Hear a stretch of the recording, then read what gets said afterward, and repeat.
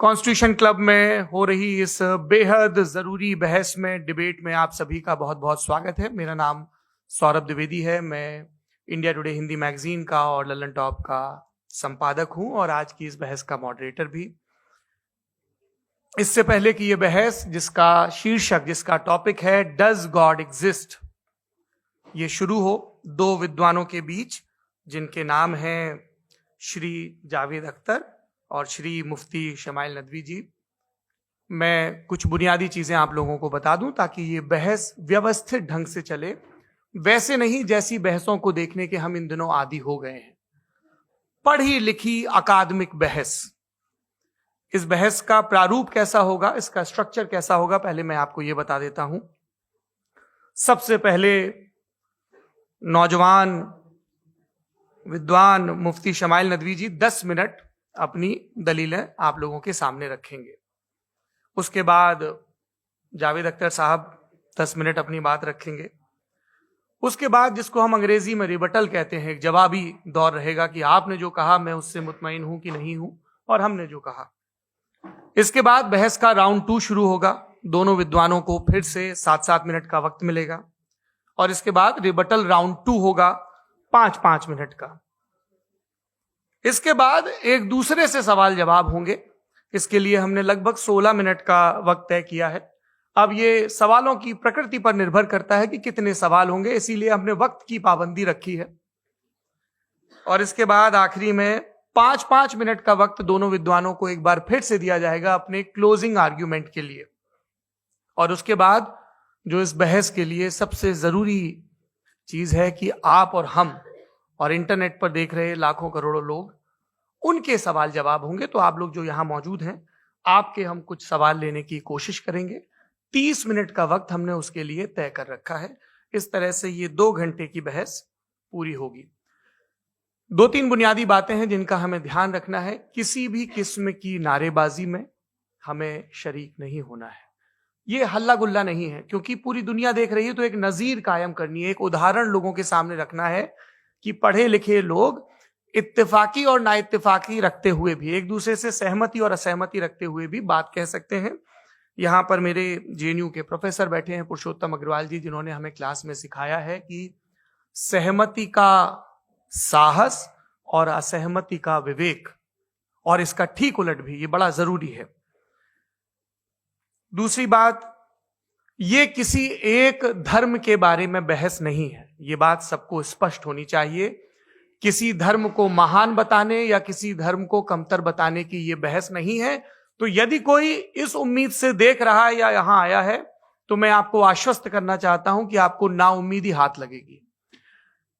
इस बहस में बहुत ज्यादा धार्मिक प्रतीकों के इस्तेमाल को लेकर भी, ये दोनों लोग जो अभी आपको गंभीर दिख रहे हैं, भले लोग हैं, कल शाम को चाय पर मिले थे, बहुत हंसी मजाक भी इनके बीच हुआ था और गलबैयां डालते हुए एक तस्वीर भी हुई थी। ये इस बात का प्रमाण है कि इंटरनेट पर जो हल्ला मचा हुआ है उसके मुकाबले ये दोनों लोग बहुत ही अच्छे शांत ढंग से बहस के लिए राजी हो गए हैं। ट्विटर की बात है, ट्विटर तक सीमित। एलन मस्क आजकल उसको एक्स कहते हैं। और अब इस बहस की शुरुआत मैं इन विद्वानों का, हालांकि इनको परिचय की जरूरत नहीं, पर हो सकता है, हमें पत्रकारिता में सिखाया जाता है कि नेवर अज्यूम, विज्ञान भी यही कहता है। मुफ्ती शमाइल नदवी साहब इस्लामिक विद्वान, शिक्षाविद हैं, कोलकाता के वाहियान फाउंडेशन के संस्थापक हैं, लखनऊ की प्रतिष्ठित दारुल उलूम नदवतुल उलमा से ग्रेजुएशन किया है, सोशल मीडिया और सार्वजनिक मंचों पर अध्यापन और बौद्धिक कामों में सक्रिय हैं और इस समय इंटरनेशनल इस्लामिक यूनिवर्सिटी मलेशिया से पीएचडी कर रहे हैं। अच्छी बात यह है कि पढ़ाई के साथ साथ ट्रैवल ब्लॉग भी बनाते हैं। पेट्रोनस टावर के सामने का ब्लॉग हमने देखा। हमारे साथ जावेद अख्तर साहब हैं। जावेद अख्तर साहब कवि हैं, शायर हैं, गद्य भी लिखते हैं, फिल्मों के लिए संवाद लिखे हैं, गीत लिखे हैं। इससे इतर ये वैज्ञानिक सोच को लेकर या अपने डिक्लेयर्ड एथिज्म को लेकर भी मुखर रहते हैं और अपने तहीं रैशनैलिटी की बात करते हैं। देवियों और सज्जनों, डज गॉड एग्जिस्ट, इस सवाल का जवाब सब अपने अपने तहीं खोजने की कोशिश कर रहे हैं। कोई इसको गॉड डैम पार्टिकल की खोज बताता है, कोई गॉड पार्टिकल की खोज बताता है, कोई हिग्स बोसान की खोज बताता है, कोई ये सवाल जवाब तलाशने की कोशिश करता है कि मास एग्जिस्टेंस में आखिर आया कैसे, हुआ क्या था, सृष्टि के पहले, समय के पहले क्या था। और कोई ये कहता है कि ये सारी खोजें जिस मस्तिष्क में हो रही हैं प्रकृति के क्रम में, वो कैसे विकसित हुआ।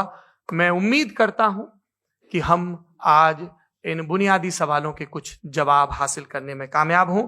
मैं सबसे पहले मंच पर आमंत्रित कर रहा हूं मुफ्ती शमाइल नदवी साहब को। आइए सर जी।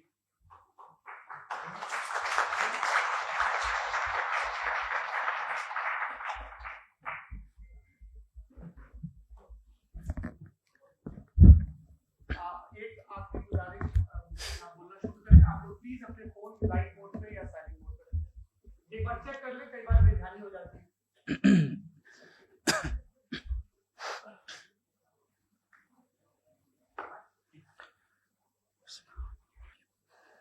तमाम तारीफें उस क्रिएटर के लिए जिसने इस यूनिवर्स को एक मकसद के तहत पैदा किया है। रिस्पेक्टेड जनाब जावेद अख्तर साहब, मिस्टर सौरभ द्विवेदी और respected audience, thank you all for being here today. आज की डिबेट में चूंकि हम बात करने वाले हैं डज गॉड एग्जिस्ट के टॉपिक पर, तो ये एक ऐसा टॉपिक है जिसके मुताल्लिक कोई भी डिसीजन लेने के लिए अलग अलग स्टैंडर्ड्स हो सकते हैं।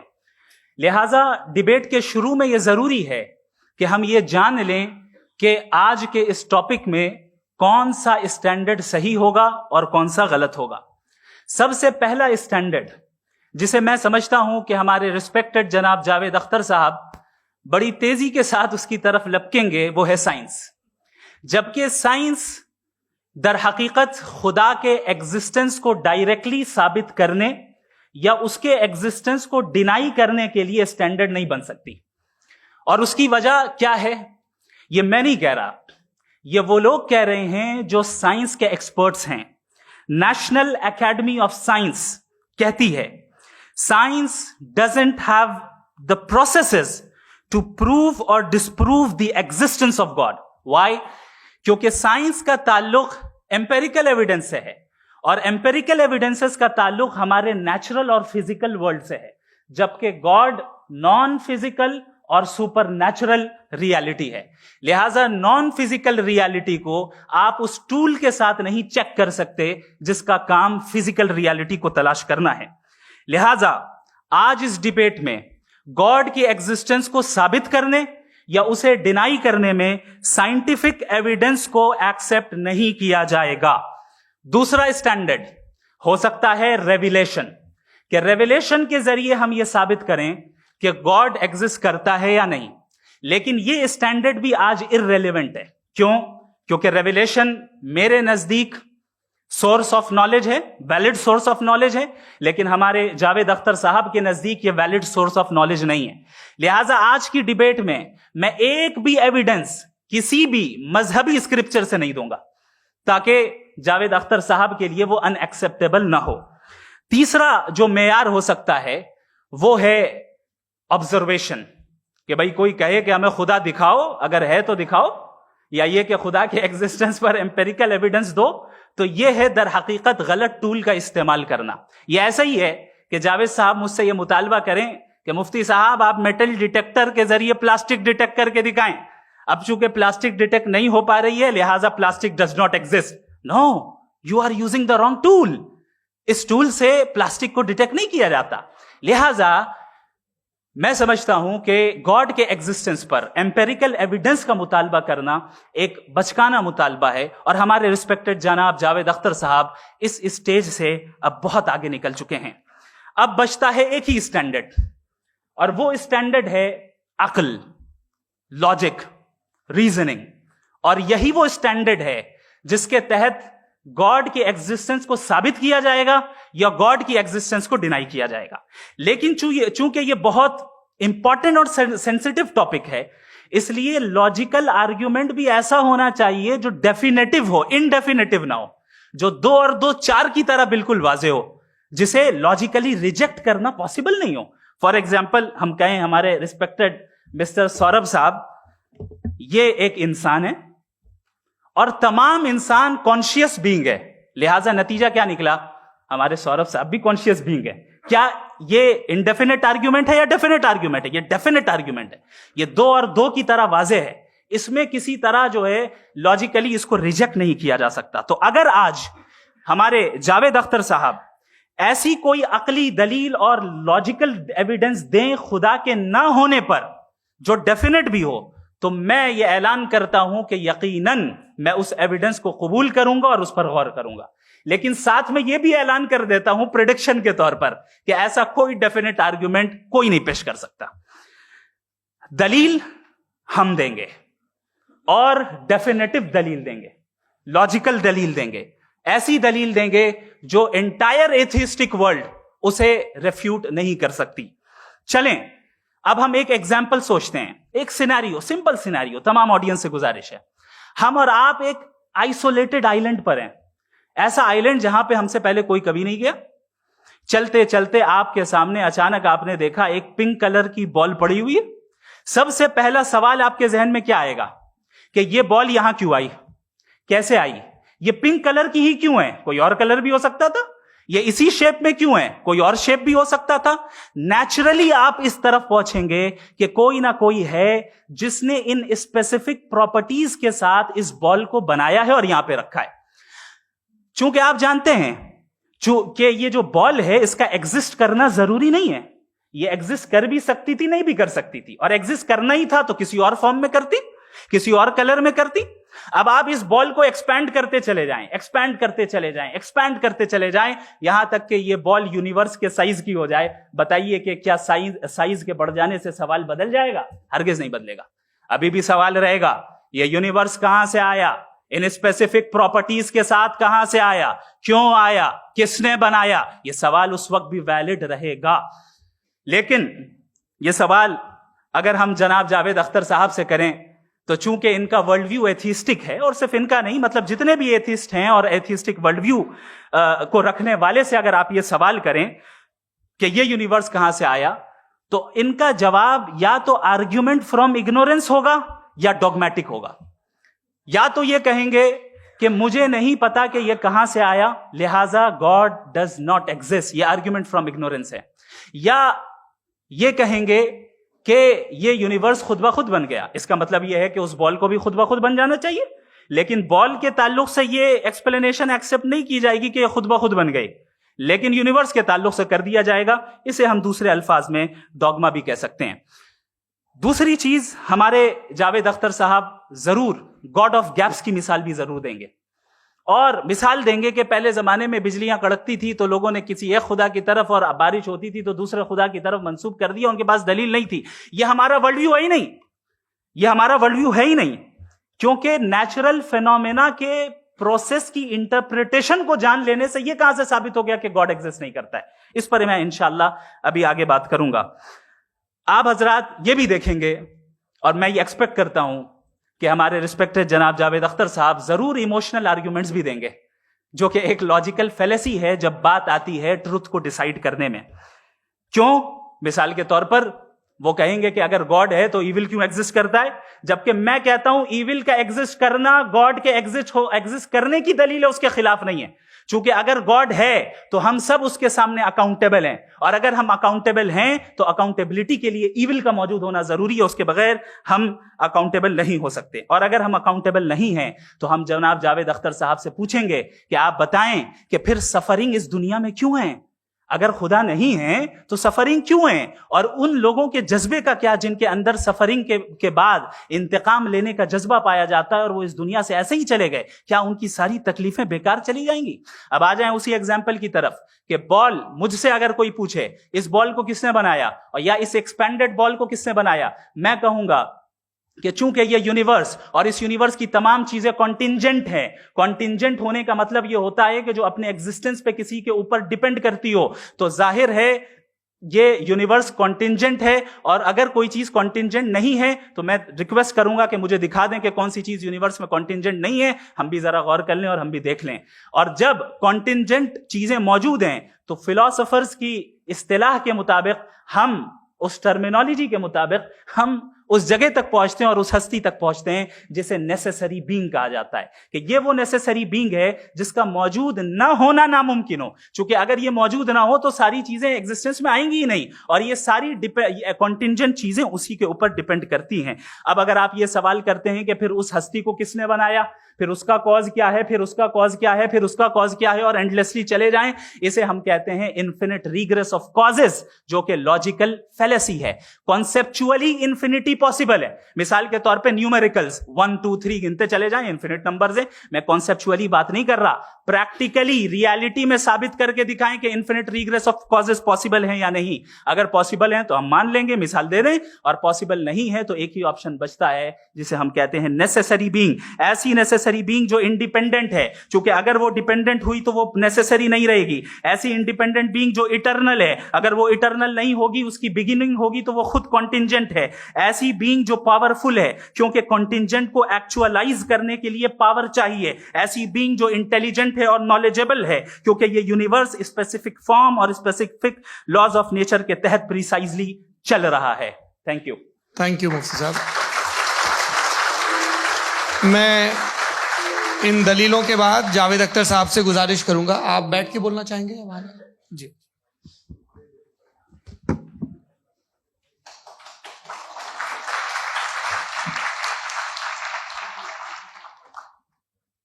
पहले तो मैं मुफ्ती साहब को एक अच्छी खबर देना चाहूँगा कि मेरी नॉलेज साइंस के बारे में बड़ी मामूली है, तो आप फिक्र ना करें उसकी, लेकिन कुछ कॉमन सेंस है मुझ में।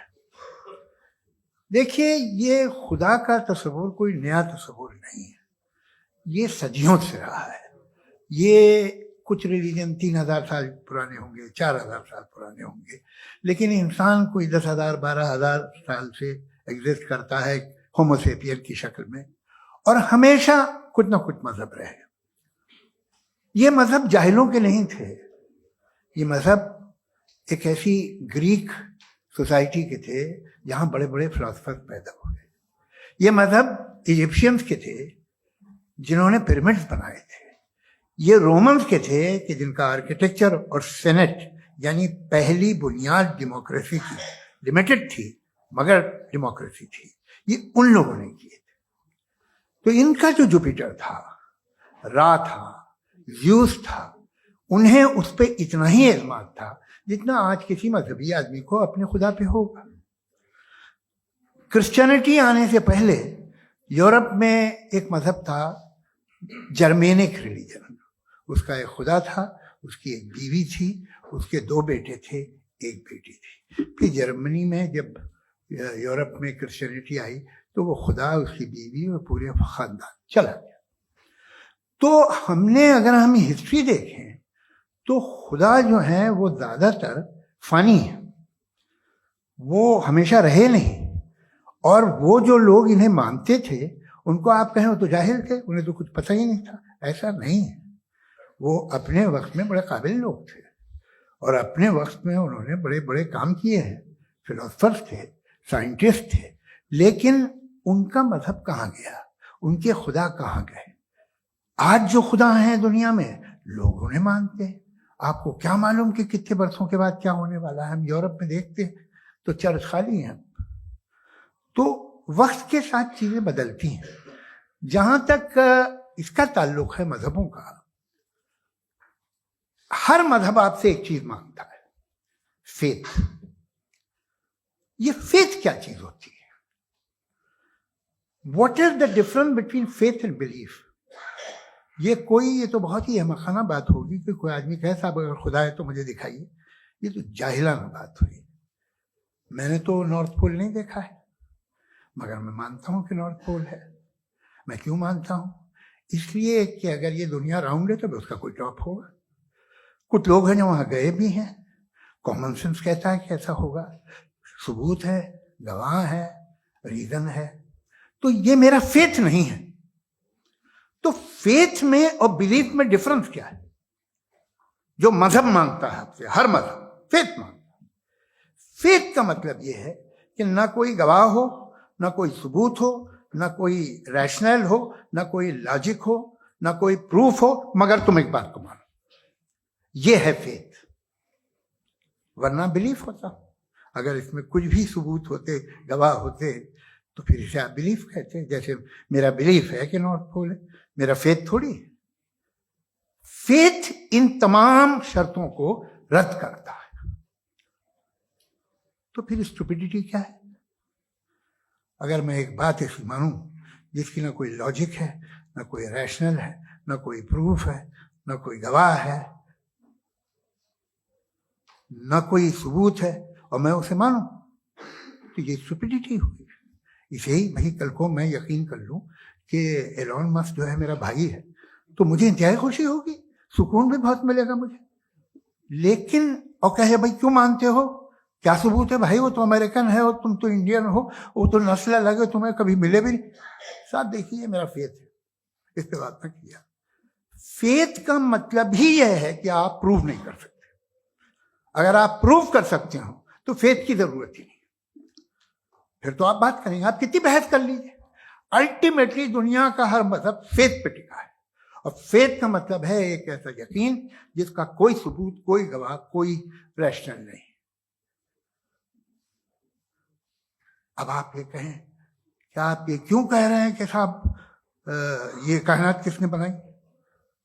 कमाल ये है कि आपने बताया कि एक आइलैंड पे गए और एक बॉल देखी। आपने ये नहीं कहा कि आइलैंड किसने बनाया, आपको सिर्फ बॉल पे हैरत हुई। हमने आइलैंड पे हमने हैरत नहीं की, होते हैं आइलैंड। इसी तरह ये आइलैंड है, सितारे, ये गैलेक्सीज, ये सब आइलैंड हैं खला में। हम उन्हें टेकन फॉर ग्रांटेड लेते हैं, हम पूछते नहीं किसने बनाए। आपने जजीरे के बारे में भी नहीं पूछा है। मेरी पैदाइश कैसे हुई? क्या मैं प्लान पैदा हुआ था?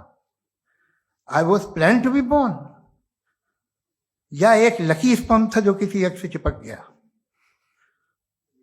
मेरी पैदाइश रैंडम।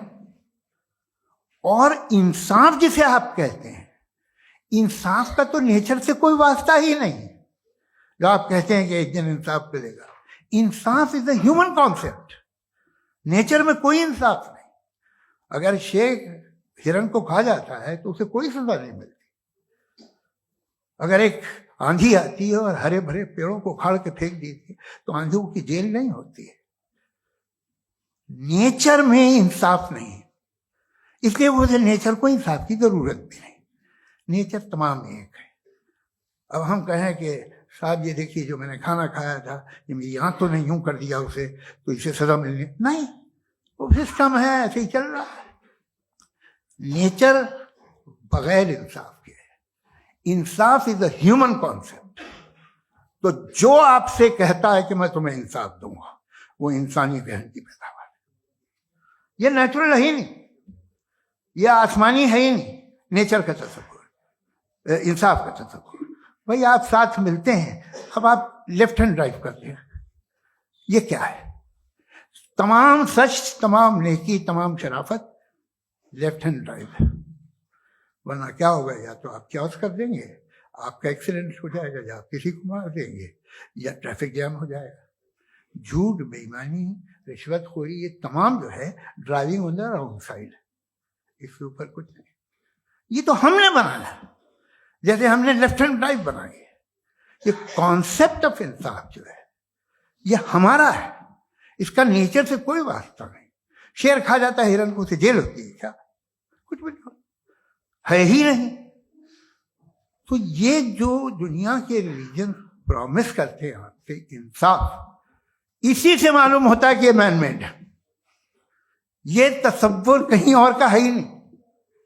जो नेचर है, कुछ लोग कहते हैं नेचर ही खुदा है, तो नेचर में तो इंसाफ नहीं कहीं।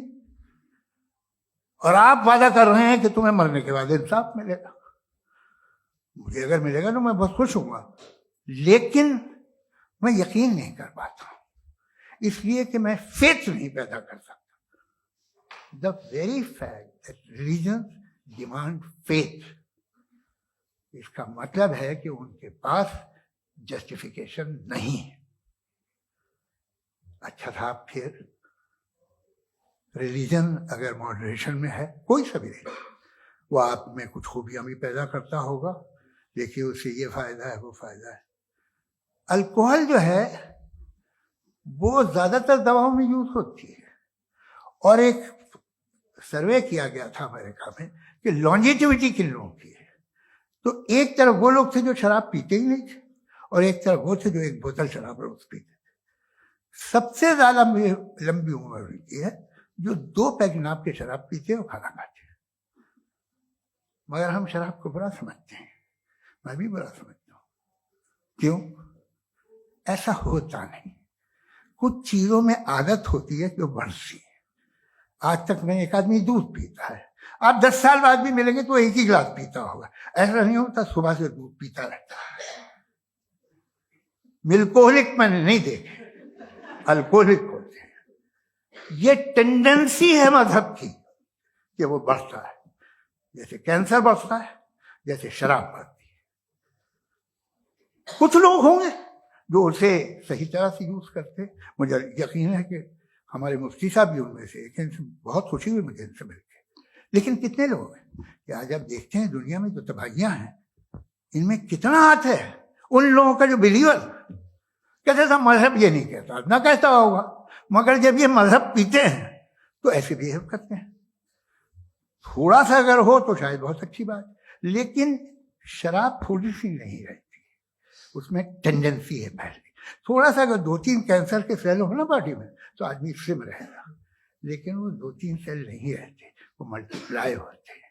जावेद साहब टाइम पूरा हो गया। टाइम हो गया तो बस बात खत्म हो गई। अच्छा, मुझे कुछ और कहने को था भी नहीं।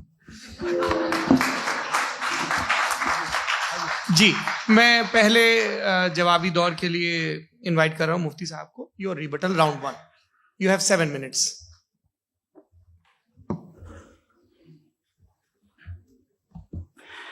Thank you very much Javed साहब। आपकी बात को सुनकर बड़े महजूज हुए हम लोग। महजूज, do you understand? We enjoyed. Okay, अब थोड़ा सा लॉजिकली उसको हम लोग देखते हैं। दरअसल हम लोगों ने कल गुजारिश की थी मुफ्ती साहब से भी, जावेद साहब से भी, कि हिंदुस्तानी जबान आम फहम सबको समझ में आ जाए और जहां कहीं आप मुश्किल शब्द इस्तेमाल करें वहां बताते भी चलें। Thank you. तो सबसे पहले हमारे रिस्पेक्टेड जावेद साहब ने हवाला दिया कि खुदा फानी है। कितने मजहब आगे चले गए, किसी ने जुपिटर को खुदा माना, किसी ने किसी को माना। मैं कहता हूं जिसने कॉन्टिंजेंट चीज को खुदा माना, गलत माना, वो खुदा ही नहीं, वो खुदा ही नहीं है। हम तो नेसेसरी बीइंग को साबित करने बैठे हैं, वो नेसेसरी कॉज जो इटरनल है, जो अबदी भी है और अजली भी है। हम किसी और को साबित करने नहीं बैठे। दूसरी चीज उन्होंने कहा कि फेथ एंड बिलीफ, ये एक ऐसी डेफिनेशन है फेथ की जो इन्होंने पहली मर्तबा पेश की है, या माफ कीजिएगा इन्होंने पहली मर्तबा पेश नहीं की है, रिचर्ड डॉकिंस ने पहली मर्तबा पेश की है। मुझे मालूम है ये सोर्स कहां से है। एपिस्टेमोलॉजिकली फेथ और बिलीफ का फर्क आप इस तरह नहीं कर सकते सर। फेथ सही भी होता है, गलत भी होता है। बिलीफ सही भी होता है, गलत भी होता है। जो लॉजिक, रीजन और एविडेंस से बैक्ड होगा वो फेथ सही होगा। और आप जिस फेथ की बात कर रहे हैं कि इलॉजिकल है और उसके पीछे नहीं है, तो we are on the same page. हम नहीं मानते उस फेथ को। जो फेथ ऐसा हो जिसके पीछे कोई लॉजिक ना हो, एविडेंस ना हो, हम नहीं मानते। हम तो उस फेथ के कायल हैं जिसके पीछे लॉजिक हो और एविडेंस हो। तो बिलीफ सही भी होता है, गलत भी होता है, फेथ भी सही होता है और गलत भी होता है। तो आज फेथ और बिलीफ के डिफरेंस पे बात नहीं हो रही। आज आप चाहे फेथ एक्सेप्ट कर लें या बिलीफ एक्सेप्ट कर लें, आज ये बात होगी कि ट्रूथ क्या है। चाहे ट्रू बिलीफ सही है या ट्रू फेथ सही है, और फॉल्स फेथ क्या है और फॉल्स बिलीफ क्या है, बात इस पे हो रही। दूसरी चीज इन्होंने पूछा, स्टुपिडिटी फिर क्या है? अगर फेथ रिलीजन स्टुपिडिटी नहीं है तो और क्या है? चूंकि फेथ का मुतालबा करते हैं तो स्टुपिडिटी क्या है? मैं कहता हूं स्टुपिडिटी एथिज्म है।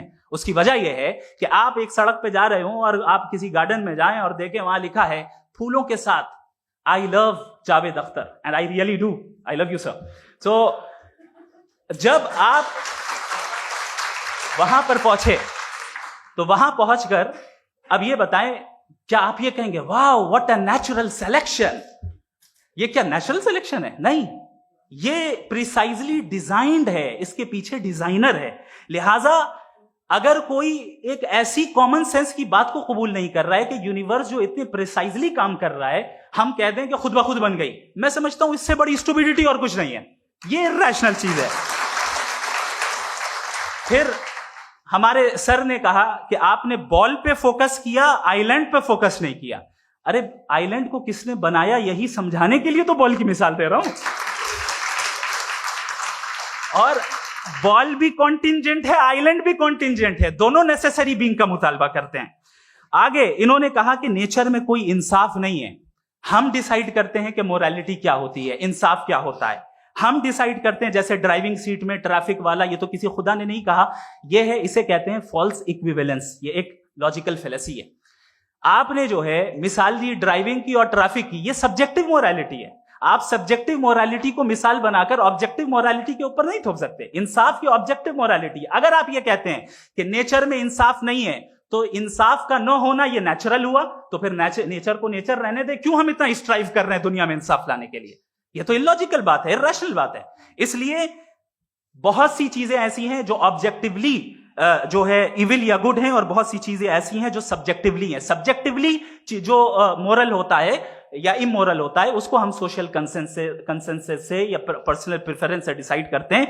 लेकिन जो ऑब्जेक्टिव मोरालिटी है, जिसमें इंसाफ आया, जो इन्होंने बार बार रिपीट किया, ये ऑब्जेक्टिव है, सब्जेक्टिव नहीं है। अगर आप कहते हैं ये सब्जेक्टिव है, तो मेरा सवाल आपसे ये है, क्या सोशल कंसेंसस के जरिए अगर जुल्म को सही करार दे दिया जाएगा तो आप जुल्म को जस्टिफाई करेंगे? दूसरी चीज इन्होंने ये कहा कि 2 पैक शराब पी लें तो वो उतने पे नहीं रहता, बढ़ जाता है। यही मामला मजहब के साथ है। 2 पैक आप पी लें, बढ़ेगा। तो ये एक ऐसी मिसाल है, इसको कहीं भी फिट कर लें कि आप एथिज्म पे जब फिट करें, जब आप 2 पैक एथिज्म का लेंगे ना, तो वो बढ़ बढ़ के नॉर्थ कोरिया बनेगा। Thank you.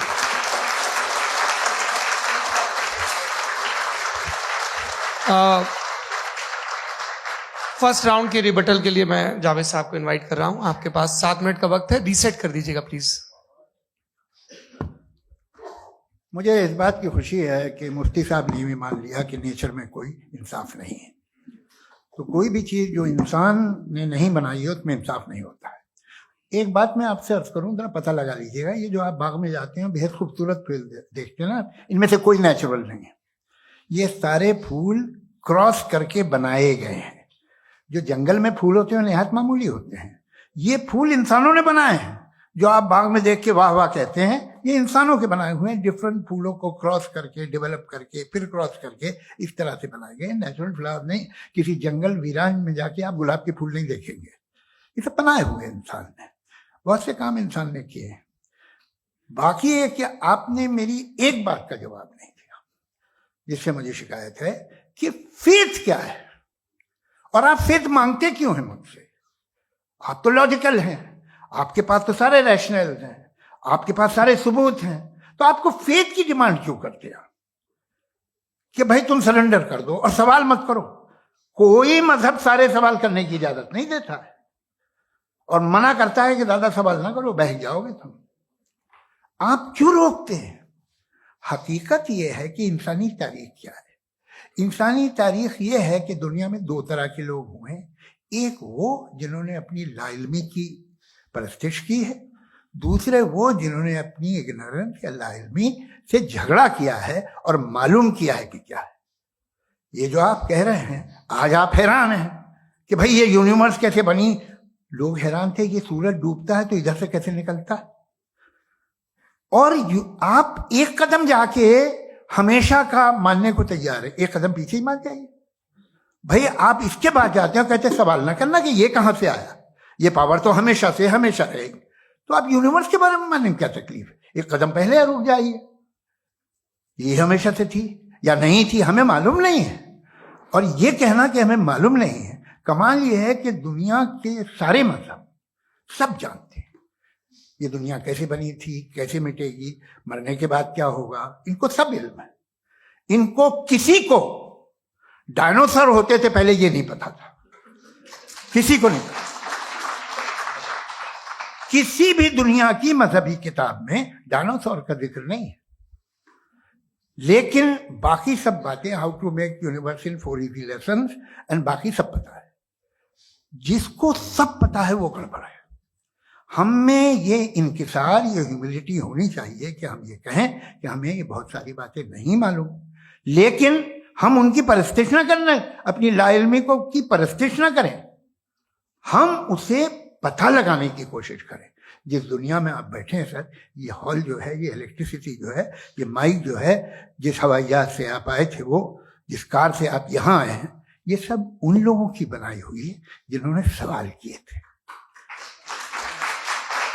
ये दुनिया जिसमें आप आज आराम से हैं, ये उन लोगों की बनाई है कि जिन्होंने सवाल किए थे, और हर स्टेज पे इन सवालों को मकरूह कहा गया था, गलत कहा गया था। आप जरा तारीख पढ़िए, एक बड़ी दिलचस्प किताब है बर्ट्रैंड रसेल की, जिसमें उसने रिलीजन एंड साइंस कि कब से रिलीजन जो है साइंस के अगेंस्ट है, और हद तो यह है कि भाप के इंजन के खिलाफ थे, स्टीम इंजन के भी खिलाफ थे, और फतवे हुए उन पे, वेटिकन ने दिए। तो ये हमेशा, अभी जैसे ही ये राइट विंगर आते हैं अमेरिका में पावर में, तो वो जो अपना ये क्या बोलते हैं उसे, सीड क्या वर्ड है, सीड क्या जो, हाँ नहीं सीड जो होते हैं जैसे जी,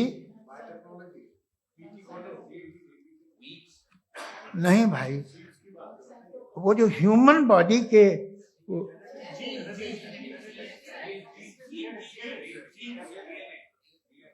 उस पर रिसर्च बंद हो जाती है, रिपब्लिकन नहीं करने देते। अरे भाई इतना डर क्या है तुम्हें? एक जमाने में बहुत नाराज थे ये सारे मजहबी लोग कि ये इंसान तो इंसान बनाने की कोशिश कर रहा है। आपको क्या तकलीफ भाई, बना ले तो बना लेने दो, ये खौफ क्या है? और ये सब आज जो आप कह कर रहे हैं नामुमकिन है, ये कैसे हुआ? मुझे एक किस्सा याद आता है। जब मैं 6ठी क्लास में था तो मैं मैथमेटिक्स में बहुत वीक था, तो एक टीचर रख दिया गया, उसने 1 2 3 4 5 6 7 तो सिखा दिया मुझे। वो दिन मैं भूल नहीं सकता हूँ मुफ्ती साहब, जिस दिन उसने ये बताया कि 1/2 क्या होता है और 3/4 क्या होता है। मुझे ऐसा लगा कि मेरा सर बीच से फट जाएगा। यह आदमी कह रहा है कि जो दीवार के अंदर जाओ वॉक करते हुए। आज हंसता हूं मैं इस बात पे। तो आज जो बातें आपके जहन से बिल्कुल परे है और आप हैरान होते उन्हें देख के, एक वक्त आएगा कि मामूली लगेंगे। और हुआ है, आपकी इंसानी तारीख ही है। इतनी जल्दी सारे फैसले आप मत कर लीजिए, थोड़ा ये ह्यूमिलिटी रखिए कि भाई ये हमें नहीं मालूम। ये कहने में क्या आ रहा है? ये यूनिवर्स कहाँ तक फैली, ये कब से है और कब तक रहेगी, हमें नहीं मालूम। आपने फैसला कर लिया कब बनी। ये आपके हिसाब से कोई 14 बिलियन ईयर बनी जो समझा जाता है। उससे पहले हजारों करोड़ों अरबों साल तक खुदा बैठा क्या कर रहा था? खामोश बैठा था, ऐसी जमाइयां ले रहा था।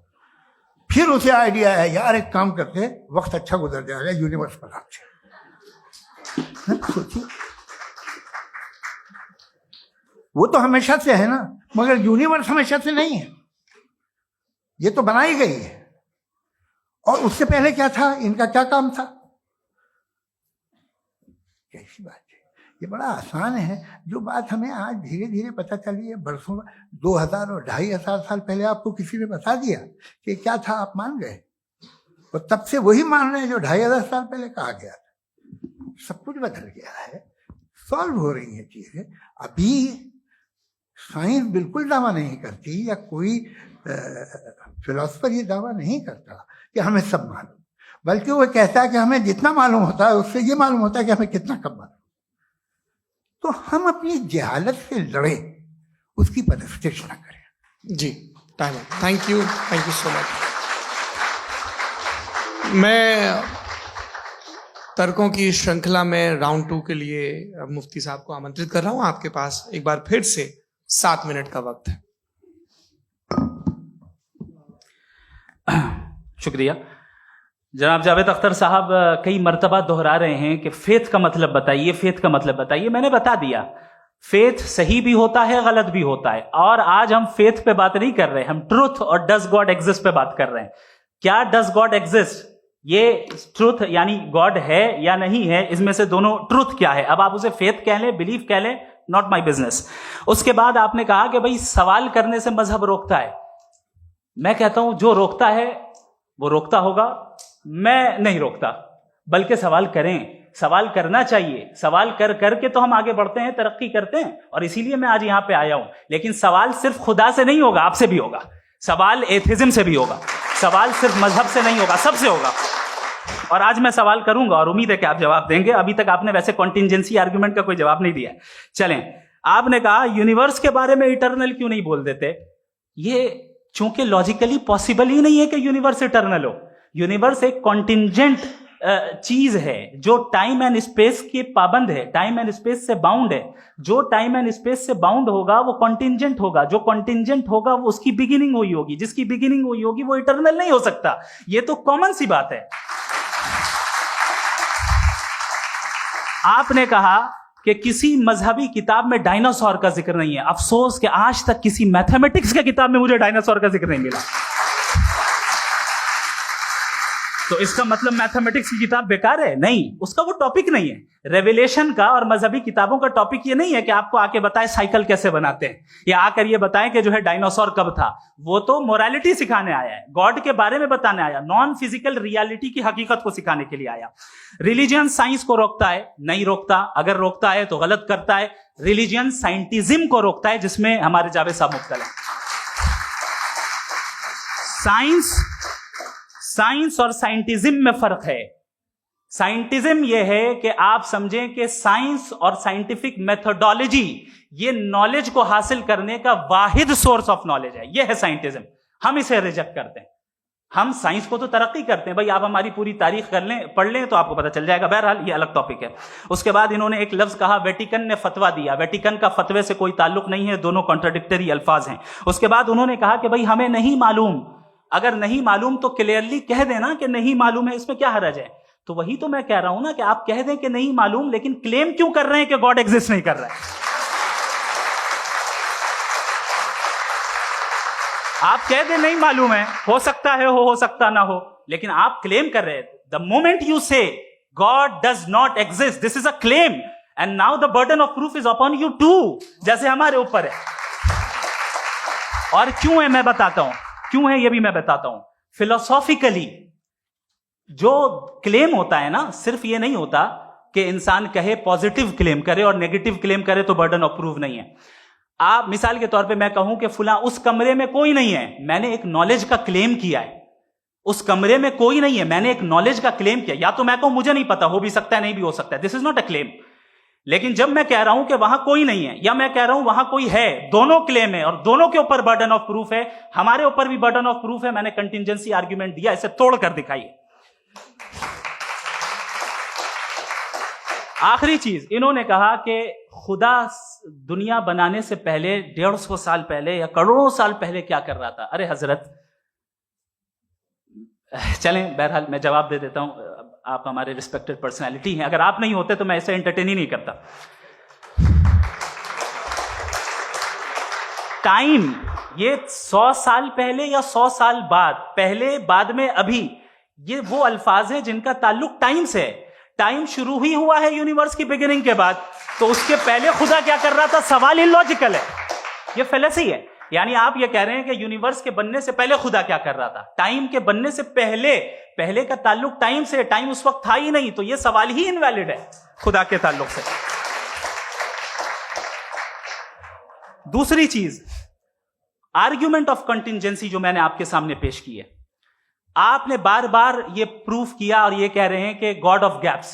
देखिए, पहले नहीं मालूम था, साइंस ने कर दिया। सिंपल की मिसाल से मैं समझा देता हूं। जिस गैप्स की आप बात कर रहे हैं ना, साइंस उन गैप्स को जिन चीज के जरिए भी प्रूव करेगा वो कॉन्टिंजेंट ही होगा। अब चाहे वो फोर्स हो, मैटर हो या एनर्जी हो। लिहाजा सवाल हमारा उस वक्त भी वैलिड होगा जब तक कि आप नेसेसरी बीइंग पे ना आ जाएं। और इन्फिनिट रिग्रेस पॉसिबल नहीं है of causes in practical world, तो जाहिर है कहीं रुकना पड़ेगा। जहां रुकेंगे वही खुदा है। दूसरी चीज, आपने ये कहा, क्या कह रहा था मैं, किस पॉइंट को? What? Oh no, after that, just now. हाँ, जहां रुकेंगे वही खुदा है। बहरहाल, तो टाइम का जिक्र हो गया। गॉड ऑफ गैप, सॉरी, या इसकी एक मिसाल आप ले लें। एक कार है, एक साहब ने देखा कि भाई कार जो है उसके व्हील्स कितने अच्छे लगे हुए हैं, सही जगह पे। स्टीयरिंग जो है कितने अच्छे जगह पे लगी हुई, और सीट्स कितने वेल डिजाइंड है, कितनी प्रिसाइजली ये कार काम कर रही है। तो जरूर कोई ना कोई इसे क्रिएट किया है, किसी ने क्रिएट किया है। अब जावेद साहब आए और कहे अरे जनाब बोनेट खोलिए, इसमें इंजन है, इंजन इस कार को चला रहा है, hence prove no one has created the car. This is illogical, this is irrational. आपने इंजन के जरिए उस गैप को तो साबित किया, लेकिन क्या उससे कार की जो क्रिएशन है और उसका जो क्रिएटर है ये इम्पॉसिबल हो जाए? ऐसा पॉसिबल है? उसका सवाल खत्म हो जाए, ऐसा पॉसिबल है? नहीं। आपने गैप्स को फिल करके, कॉन्टिंजेंट चीजों से गैप्स को फिल करके हमारे ऑब्जर्वेशन को और ब्रॉड कर दिया। अब हमें और पता चल गया कि ये जो कार है इसका सिस्टम कितना ज्यादा कॉम्प्लेक्स है। पहले कम समझते थे, अब कॉम्प्लेक्सिटी और ज्यादा वाज़ेह हो गई। अब हमें समझ में आ रहा है कि हमारी सर्टेनिटी और बढ़ गई कि जरूर इस कार को किसी ना किसी ने बनाया। यही मामला यूनिवर्स का है। साइंस हमेशा फिजिकल वर्ल्ड की चीजों को ही फिल करती जाएगी और फिजिकल चीजों से ही करती जाएगी, क्योंकि एम्पेरिकल एविडेंस का ताल्लुक फिजिकल वर्ल्ड से है। आप साइंस के जरिए मेटाफिजिकल रियलिटी को कभी साबित नहीं कर सकते। ये रॉन्ग टूल का इस्तेमाल करना है। ये वही काम है कि आप मेटल डिटेक्टर से प्लास्टिक डिटेक्टर करने चलें, जो कि जाहिर है सही नहीं है। Thank you.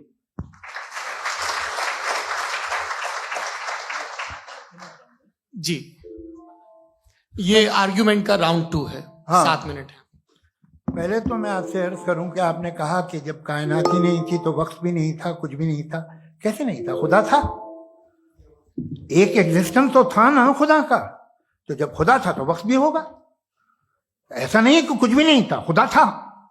अच्छा, बाकी एक आपने कहा साहब आप साबित कीजिए, आपके पास भी लॉजिक है, मेरे पास भी लॉजिक है। आपका मेरा जिम्मेदारी नहीं है साबित करना कि खुदा है।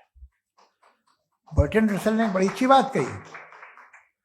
बर्टन रसल ने बड़ी अच्छी बात कही। मैं आपसे अगर ये दावा करूं कि एक चाय की केतली मरीख के चारों तरफ घूम रही है, मार्स के चारों तरफ, तो यह आपका काम नहीं है कि आप साबित करें कि कोई चाय की केतली नहीं है। ये मेरा काम है, मैंने दावा किया है।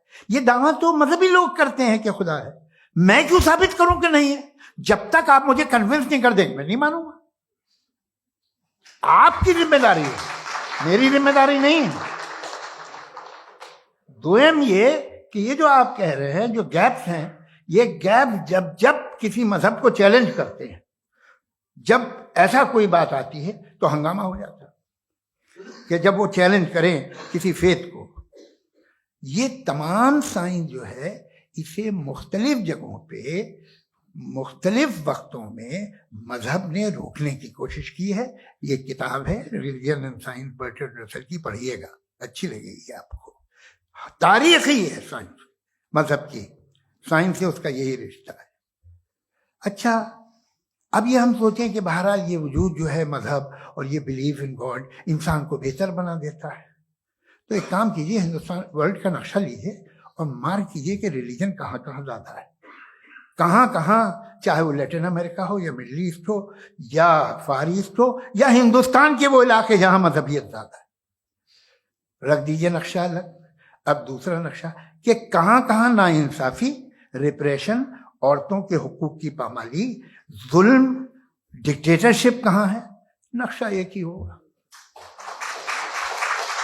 तो आप मुझे बताएं कि जो इसका तरकीब इस्तेमाल क्या है? खुदा का तरकीब इस्तेमाल तो बताइए। आप छोटी सी दवा सड़क पे बेचते हैं, उसकी भी तरकीब इस्तेमाल बताते हैं। इसके इस्तेमाल से तो फायदा नहीं हुआ किसी को। जो सारे के सारे खराब मुल्क हैं, खराब समाज है, वो सारे जुल्म खुदा के नाम पे करते हैं। वो गलत करते हैं, सही करते हैं, मुझे क्या लेना देना उससे? इस्तेमाल से मालूम होता ना। एक विस्की की बोतल कभी शायद देखी हो आपने, लाल रंग की होती है, उस पर रोशनी और छिपड़ी इंतहाई खूबसूरत लगती है। क्या बिगाड़ रही है किसी का? उसका इस्तेमाल गलत है, इसलिए आप उसे नापसंद करते हैं। इसका इस्तेमाल गलत है, इस तसव्वुर का इस्तेमाल ही गलत है और हमेशा से गलत हुआ है। आप देख लीजिए, इंसानी तारीख देख लीजिए, आज देख लीजिए, हिंदुस्तान देखिए, दुनिया देख लीजिए, क्या हो रहा है। इसे कैसे इस्तेमाल कर रहे हैं फेथ वाले लोग? क्या फेयर हैं, जस्ट हैं, जो अपने खुदाओं पे यकीन रखते हैं? वो किस तरह के लोग?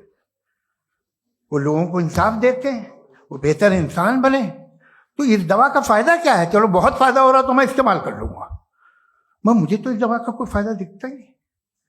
मुझे तो ऐसा लगता, मैं एक और बात बताऊं, अगर कोई आदमी मजहबी है और अच्छा आदमी है तो मैं उसकी बहुत इज्जत करता हूं, इसलिए कि मेरा ख्याल है मजहबी आदमी का अच्छा होना मुझसे अच्छा होने से ज्यादा मुश्किल है। भाई हर चीज की एक लिमिट है। आप इतना भाग सकते हैं, इतना नहीं भाग सकते, इतना वजन उठा सकते, इतना नहीं उठा सकते, इतना दूर देख सकते हैं, इतना दूर नहीं देख सकते। उसी तरह कॉमन सेंस कहता है कि आप में नेकी का भी एक कोटा होगा। अब आप अगर सुबह जाते हैं अपनी इबादत गाह और इबादत करते हैं, तो बाहर निकलते हैं तो आप तो यही महसूस करते हैं कि आपने एक बहुत अच्छा काम किया, आपकी नेकी का एक बहुत बड़ा कोटा खर्च हो गया जिससे किसी का कोई फायदा नहीं। मैं तो नहीं जाता हूं तो मुझे तो किसी को खाना खिलाना पड़ेगा, किसी बेवा की मदद करनी पड़ेगी। मैं अपना कोटा कैसे कंज्यूम करूं? आप अपना कोटा, सारे मजहबी लोग इंतहाई यूजलेस कामों में यूज करते हैं। उसके बाद भी अगर आप में बच्ची है थोड़ी सी शराफत, तो भाई वाह क्या बात।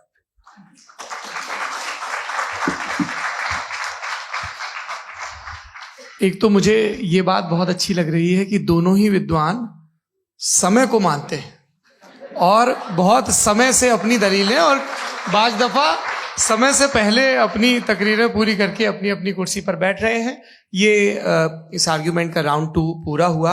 अब रिबटल का राउंड 2 है और उसके बाद क्रॉस एग्जामिनेशन होगा। नहीं, आपका आर्ग्यूमेंट हो गया सर।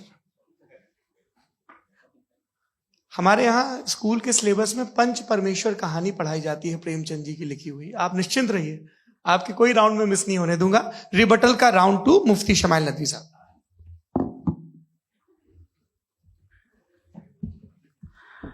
असल में जो हकीकी प्रॉब्लम है, असल प्रॉब्लम है, वो ये है कि जावेद साहब के पास कॉन्सेप्ट ऑफ गॉड क्लियर नहीं है। इन्होंने कहा कि कायनात से पहले खुदा तो था, तब भी तो टाइम होगा। ये टाइम कायनात का हिस्सा है। हम खुदा, उस खुदा को मानते हैं, नेसेसरी बीइंग का टाइमलेस होना जरूरी है, क्योंकि वो टाइम का क्रिएटर है। जब उसने टाइम को क्रिएट किया तो वो खुद टाइम पे कैसे होगा? उसने जब स्पेस को क्रिएट किया तो खुद स्पेस में कैसे होगा? अगर वो टाइम एंड स्पेस को पहले से ही उसका पाबंद है तो फिर किस चीज को उसने क्रिएट किया? लिहाजा ये सवाल गलत है कि खुदा था तो टाइम होगा। बिल्कुल नहीं, टाइम के पाबंद हम है, खुदा नहीं है। हम फिजिकल वर्ल्ड से ताल्लुक रखते हैं, वो मेटाफिजिकल रियलिटी है।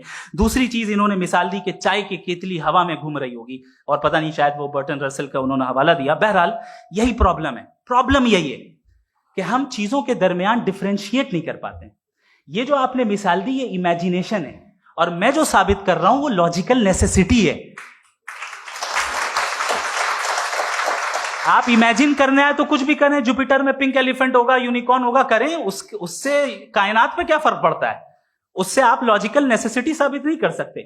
मैं तो उस प्राइम कॉज की बात कर रहा हूं, उस नेसेसरी बीइंग की बात कर रहा हूं जिसके बगैर इस कायनात का एग्जिस्टेंस मुमकिन नहीं है।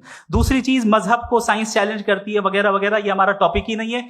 मैं इस पे बात करूंगा तो फिर मेरा वक्त चला जाएगा। मजहब के ऊपर चूंकि हमारी डिस्कशन नहीं है, साइंस को मजहब और बिलखुसूस मैं और हमारा वर्ल्ड व्यू कम अज कम साइंस को पीछे नहीं करता है, साइंटिज्म की मजम्मत करता है। इसकी वजाहत मैंने पहले कर दी।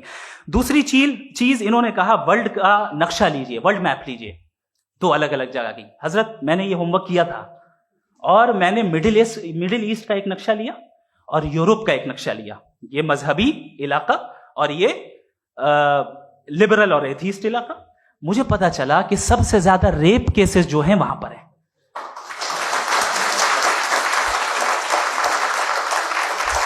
मुझे ये पता चला यूएन की रिपोर्ट के मुताबिक, मैं ये अपने घर से नहीं लेके आ रहा, कि जो वर्किंग वुमेन है यूरोपियन कंट्रीज में, उसमें 81% वुमेन सेक्सुअल हैरेसमेंट का वर्क में शुमार हो रही है। ये मिडिल ईस्ट में नहीं हो रहा है, वो मजहबी लोग हैं इसलिए नहीं हो रहा है। दूसरी चीज, आपने ये कहा कि मजहबी आदमी का अच्छा होना हमारे अच्छे होने से बहुत मुश्किल है, बहुत मुश्किल है। तो इसका मतलब यह है कि गॉड के अलावा आपके पास अच्छे और बुरे का कोई स्टैंडर्ड है। मैं चाहूंगा कि कन्वर्सेशनल स्टाइल वाले डिस्कशन और सेगमेंट पे इसी पे बात कर लेते हैं। Thank you very much.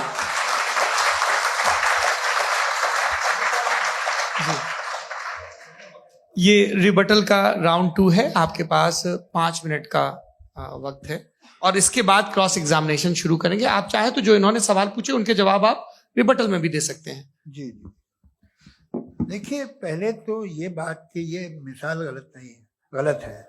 इन्होंने पहले ही हमको डिसार्म कर दिया। कह लिया अकल से मामला सॉल्व नहीं हो सकता, लॉजिक से आप पहुंच नहीं सकते। ये एक मेटाफिजिकल चीज है। मेटाफिजिकल अजीब सा लफ्ज है, ठीक से किसी को माने नहीं मालूम इसके, तो ऐसा लगता है कुछ बड़ी चीज है।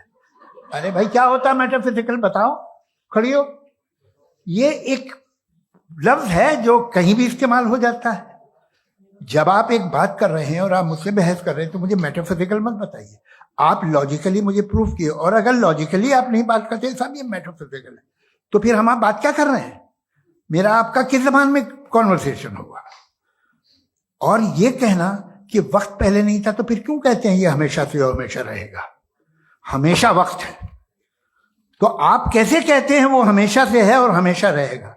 हमेशा का मतलब है कोई वक्त, अगर वक्त ही नहीं है तो हमेशा कैसे? बाहर वो रहेगा। अब मैं ये देखता हूं, आपने कहा ना कि वहां रेप ज्यादा होते हैं, तो हम एक बात देखते हैं कि ये दुनिया जिसपे वो कादर मुतलक है, जिसकी मर्जी के बगैर पत्ता भी नहीं हिलता, ओमनीपोटेंट है, ये दुनिया चल कैसे रही है? और इस दुनिया का हाल क्या है? 45,000 बच्चे जो 10 साल की उम्र से कम थे वो गाजा में मरे। भूख से काला हांडी में बच्चे मरते हैं और डिप्थेरिया से मरते हैं। डिप्थेरिया अजीब मर्ज है, गले में जाली बनना शुरू होती है, बच्चा नीला हो जाता है, गरीब का बच्चा, इसलिए कि उपास इलाज।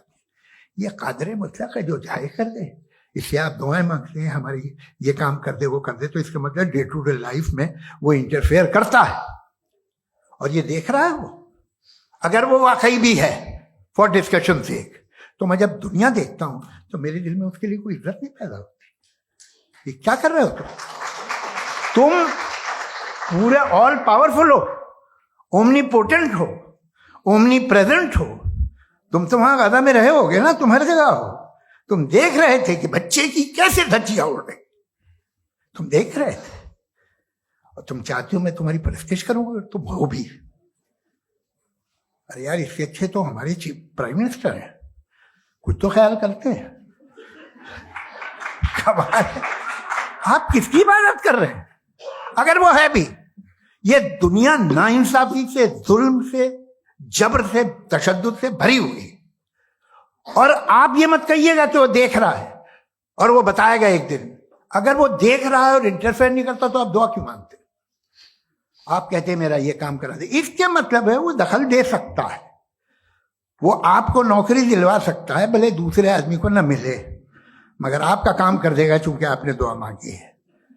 तो जब वो आपको नौकरी दिला सकता है, लड़की की शादी कर सकता है, बेटे को ग्रीन कार्ड दिलवा सकता है, तो कम से कम ये जो मर रहे हैं बच्चे, इनको रोक दे, कुछ तो कर।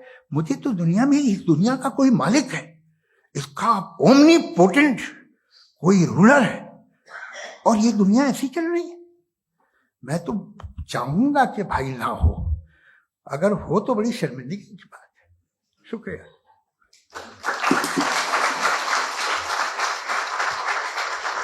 देवियों और सज्जनों, इस बहस के 2 राउंड और 2 रिबटल पूरे हो चुके हैं। अब सबसे जरूरी और सबसे मुश्किल राउंड शुरू हो रहा है, क्रॉस एग्जामिनेशन का। अब इन विद्वानों की सज्जनता की एक परख भी होगी और वक्त हमने 16 मिनट का तय किया है। पहला सवाल आप पूछना चाहेंगे? जी बिल्कुल। पहले बोले भी आप माइक ले लीजिएगा हाथ में, नीचे से। जी मैं बोलता हूँ, ये डायस हटा सकते हैं क्या हम थोड़ा क्विकली? डायस पीछे कर दीजिए बस थोड़ा सा, है ताकि ये जो दाएं बाएं लोग बैठे हैं, इसे हटा ही दीजिए, वरना वहां तो जाने वाले नहीं। आराम से आराम से दोनों तरफ से हटा।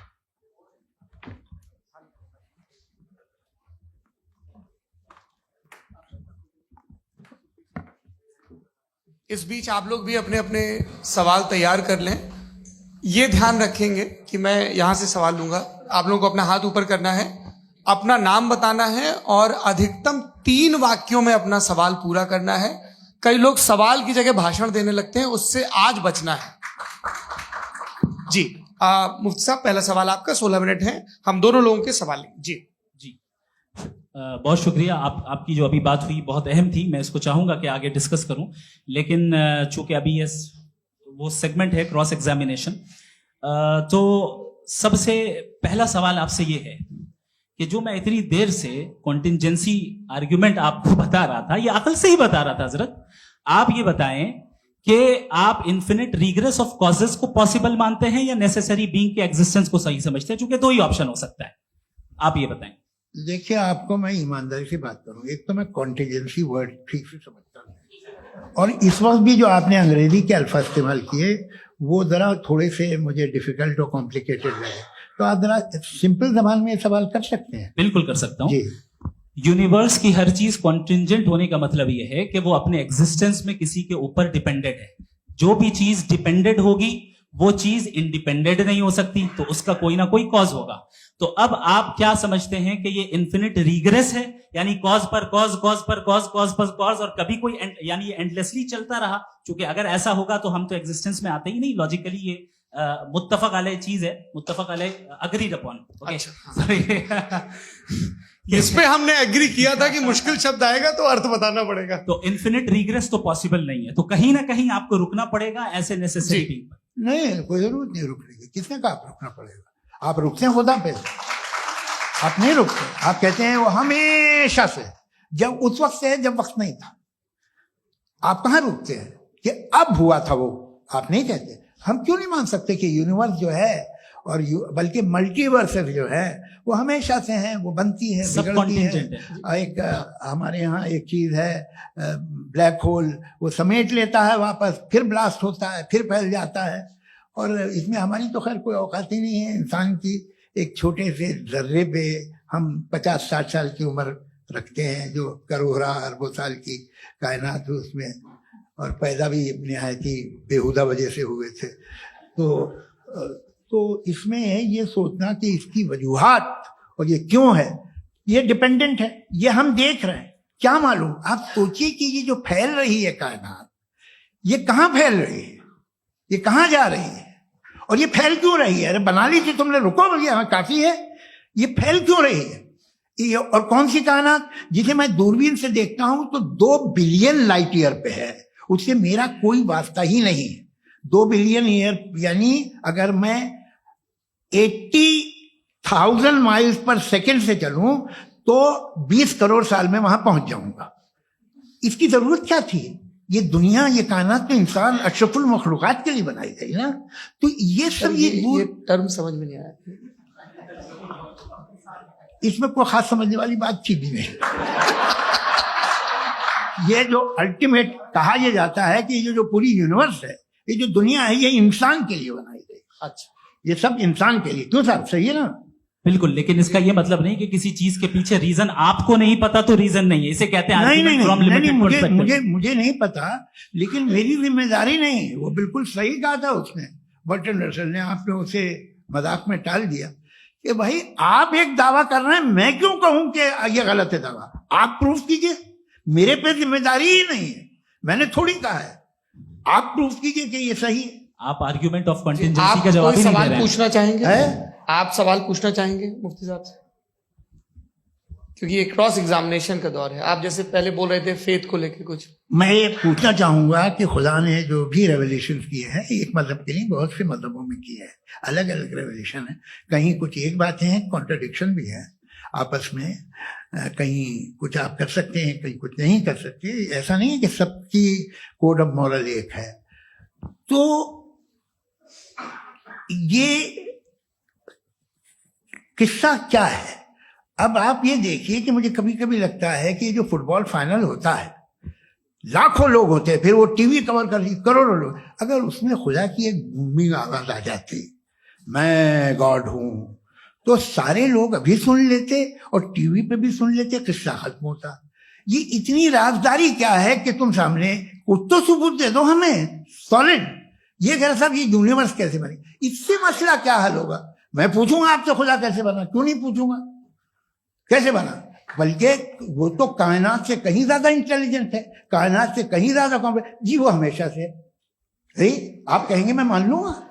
अच्छा, दोयम वो कादिर मुतलक, यानी कादिर मुतलक का मतलब ओमनीपोटेंट, वो जो चाहे कर सकता है। आपको नौकरी दिलवा सकता है, आपकी अच्छी जगह शादी करवा सकता है, आपके पड़ोसी आपका मुकदमा हरवा सकता है, आपको जिता सकता है, सब काम करता है। थोड़ा सा माइक क्लोज जी। वो इस दुनिया को चला कैसे रहा है, ये दुनिया कैसे चल रही है, आपको इस पे हैरत नहीं होती? या कयामत के बाद कभी एक जस्टिस होगा, जब ये बच्चा मर चुका होगा, जिसकी धज्जियां उड़ गई बम से, इसको इंसाफ मिलेगा तब?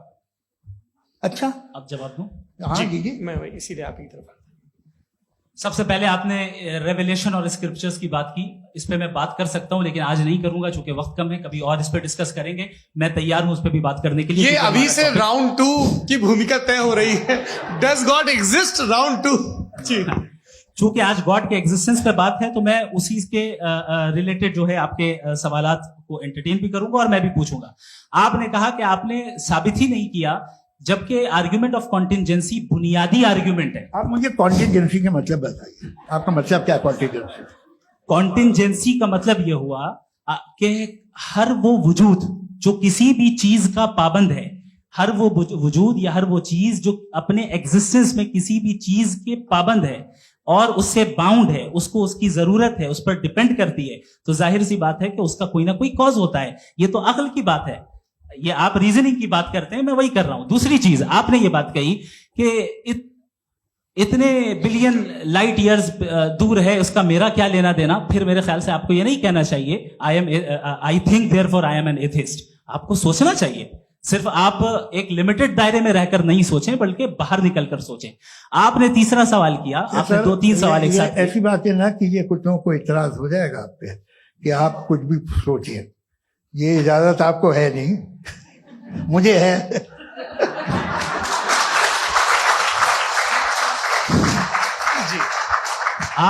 आपने प्रॉब्लम ऑफ इविल के ताल्लुक से सवाल किया और बार बार आप एक लफ्ज रिपीट कर रहे हैं कि ओमनीपोटेंट गॉड है, ऑल पावरफुल गॉड है।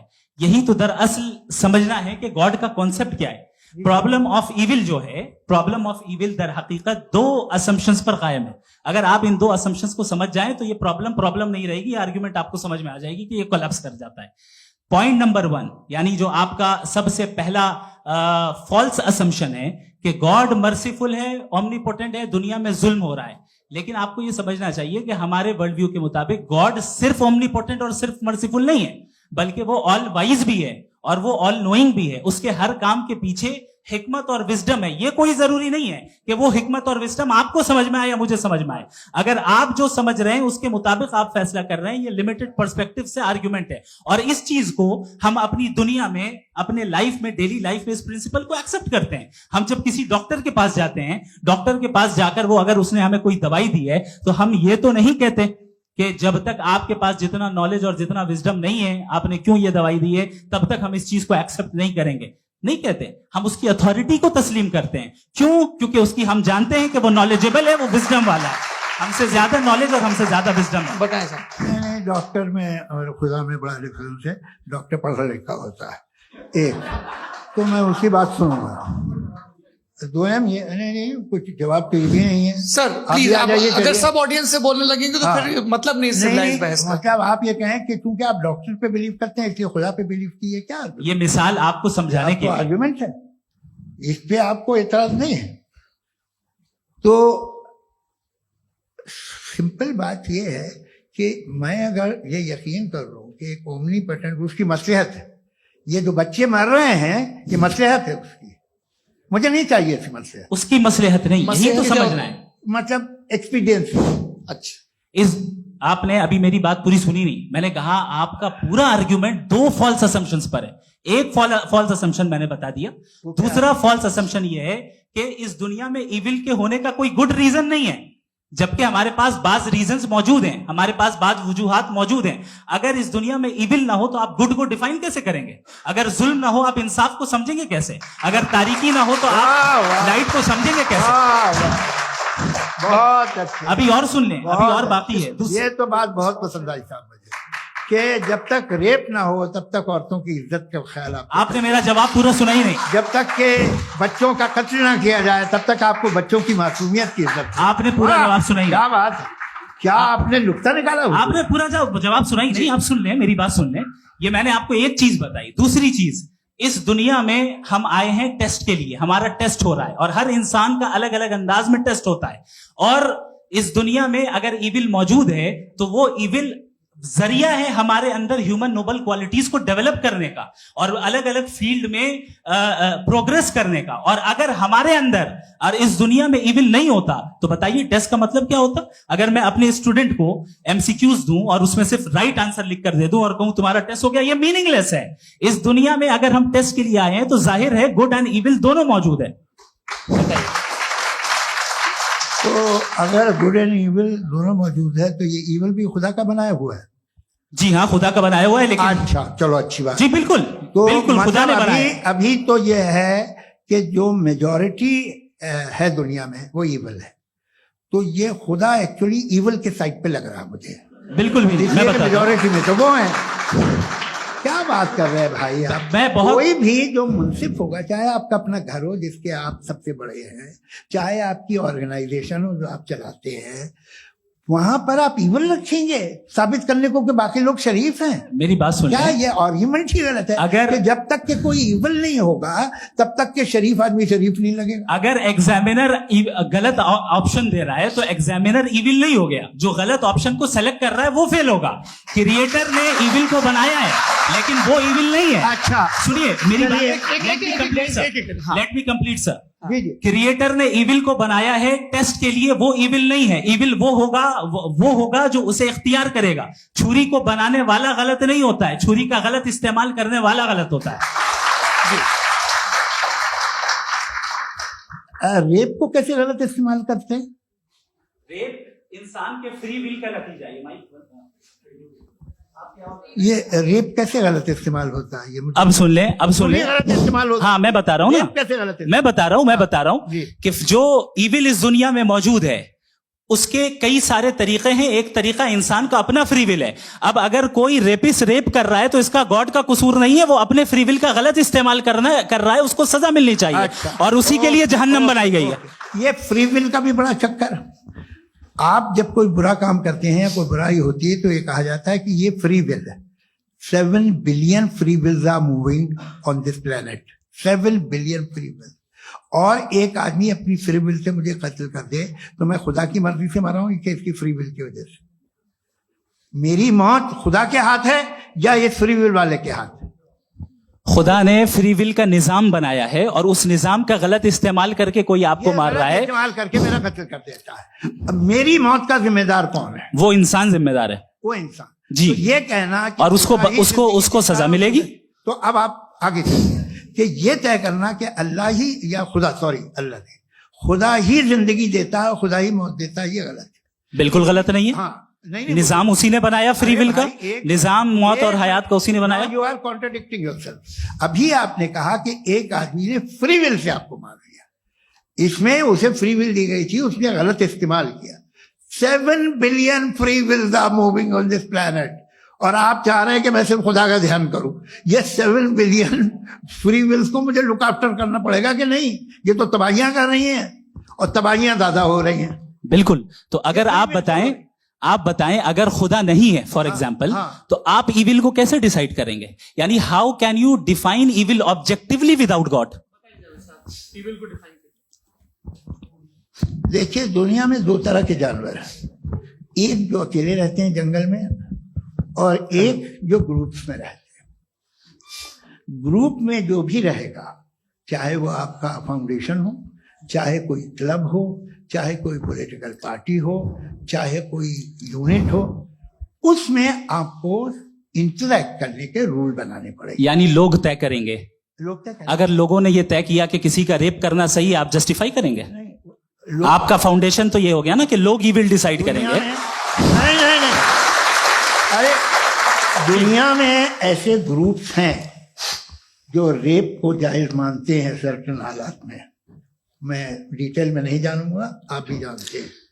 ये जो आईसिस वाले थे जिन्होंने क्या किया था, तो उन्होंने क्या किया उसका खुदा से कोई ताल्लुक नहीं है सर। मैंने सिंपल सवाल किया कि इविल को आप डिफाइन करते कैसे हैं? आइए वापस आइए जी।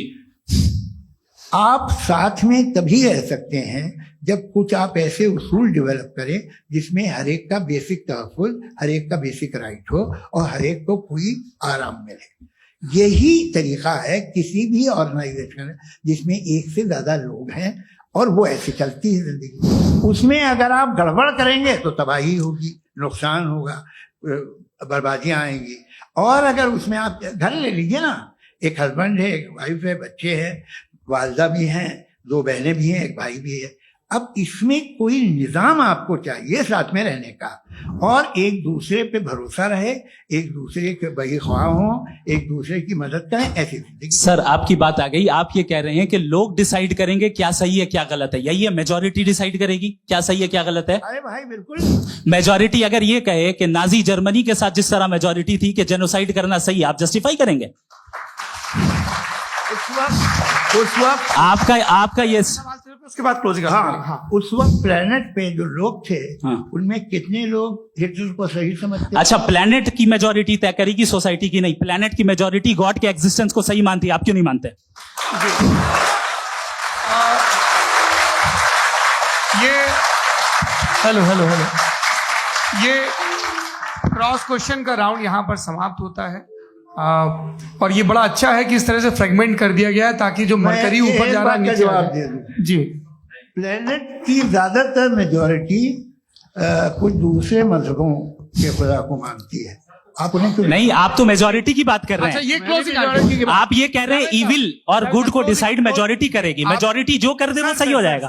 क्लोजिंग इसको जैसा आप ही लोगों ने तय किया है उसी फॉर्मेट को फॉलो कर लेते हैं।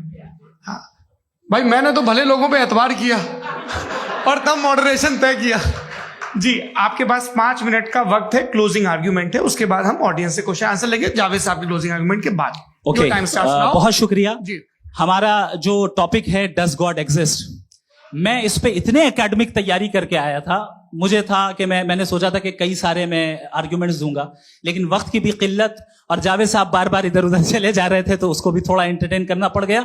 डज गॉड एग्जिस्ट पे मैं एक ही आर्ग्यूमेंट दे पाया, आर्ग्यूमेंट्स बहुत हैं और डेफिनेटिव आर्ग्यूमेंट्स हैं, और मेरे आर्ग्यूमेंट को किसी एक राउंड में भी इन्होंने एंटरटेन नहीं किया और रेफ्यूट नहीं किया, एक राउंड में भी नहीं, और ना ही अभी आपका क्लोजिंग आर्ग्यूमेंट आएगा, नहीं, वो बता देना। Argument of contingency. सर अरे मैं आपसे कई बार कह चुका हूँ कंटीजेंसी का मतलब अब मैं कैसे समझाऊं आपको आपस में? हाँ, आप और कितने आसानी से समझाऊं मैं, मुझे तो नहीं समझ में आ रहा है। आप अपनी आर्ग्यूमेंट ऑफ कंटीजेंसी उर्दू में बोल सकते हैं। हाँ, आप अपनी बात पूरी कर लें जी, आखिरी 4 मिनट। दूसरी चीज, just a minute please ma'am, can I talk? दूसरी चीज ये है कि आपने एक तो इसका जवाब नहीं दिया, दूसरा आपने गॉड के ना होने पर कोई डेफिनेटिव आर्ग्यूमेंट नहीं दिया, सिर्फ मजहब पे बात कर रहे हैं आप। मजहब तो आज हमारा टॉपिक ही नहीं था, आज तो हमारा टॉपिक हो, आप मजहब से ले लेकर आईएस तक चले गए। भाई हमारा क्या ताल्लुक है उससे? We condemn them.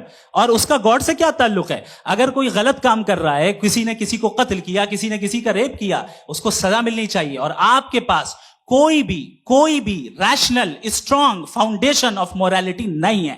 आपने कहा कि मेजॉरिटी तय करेगी सोसाइटी की, वो सही होगा। मैंने कहा हिटलर को, फिर आप सही कहेंगे नहीं, प्लैनेट की सोसाइटी की मेजॉरिटी तय करेगी। तो प्लैनेट की मेजॉरिटी गॉड के एग्जिस्टेंस को मानती है, आप कह रहे हैं ये रिलीजियस है। तो यानी आपके पास कोई स्ट्रॉन्ग फाउंडेशन नहीं है ऑब्जेक्टिव मोरालिटी का। ऑब्जेक्टिव मोरालिटी का अगर कोई फाउंडेशन है तो वो सिर्फ गॉड है, गॉड है, गॉड है। थैंक यू जी। ये मुफ्ती शमाइल नदवी साहब का क्लोजिंग आर्ग्यूमेंट था। अब हमारे पास जी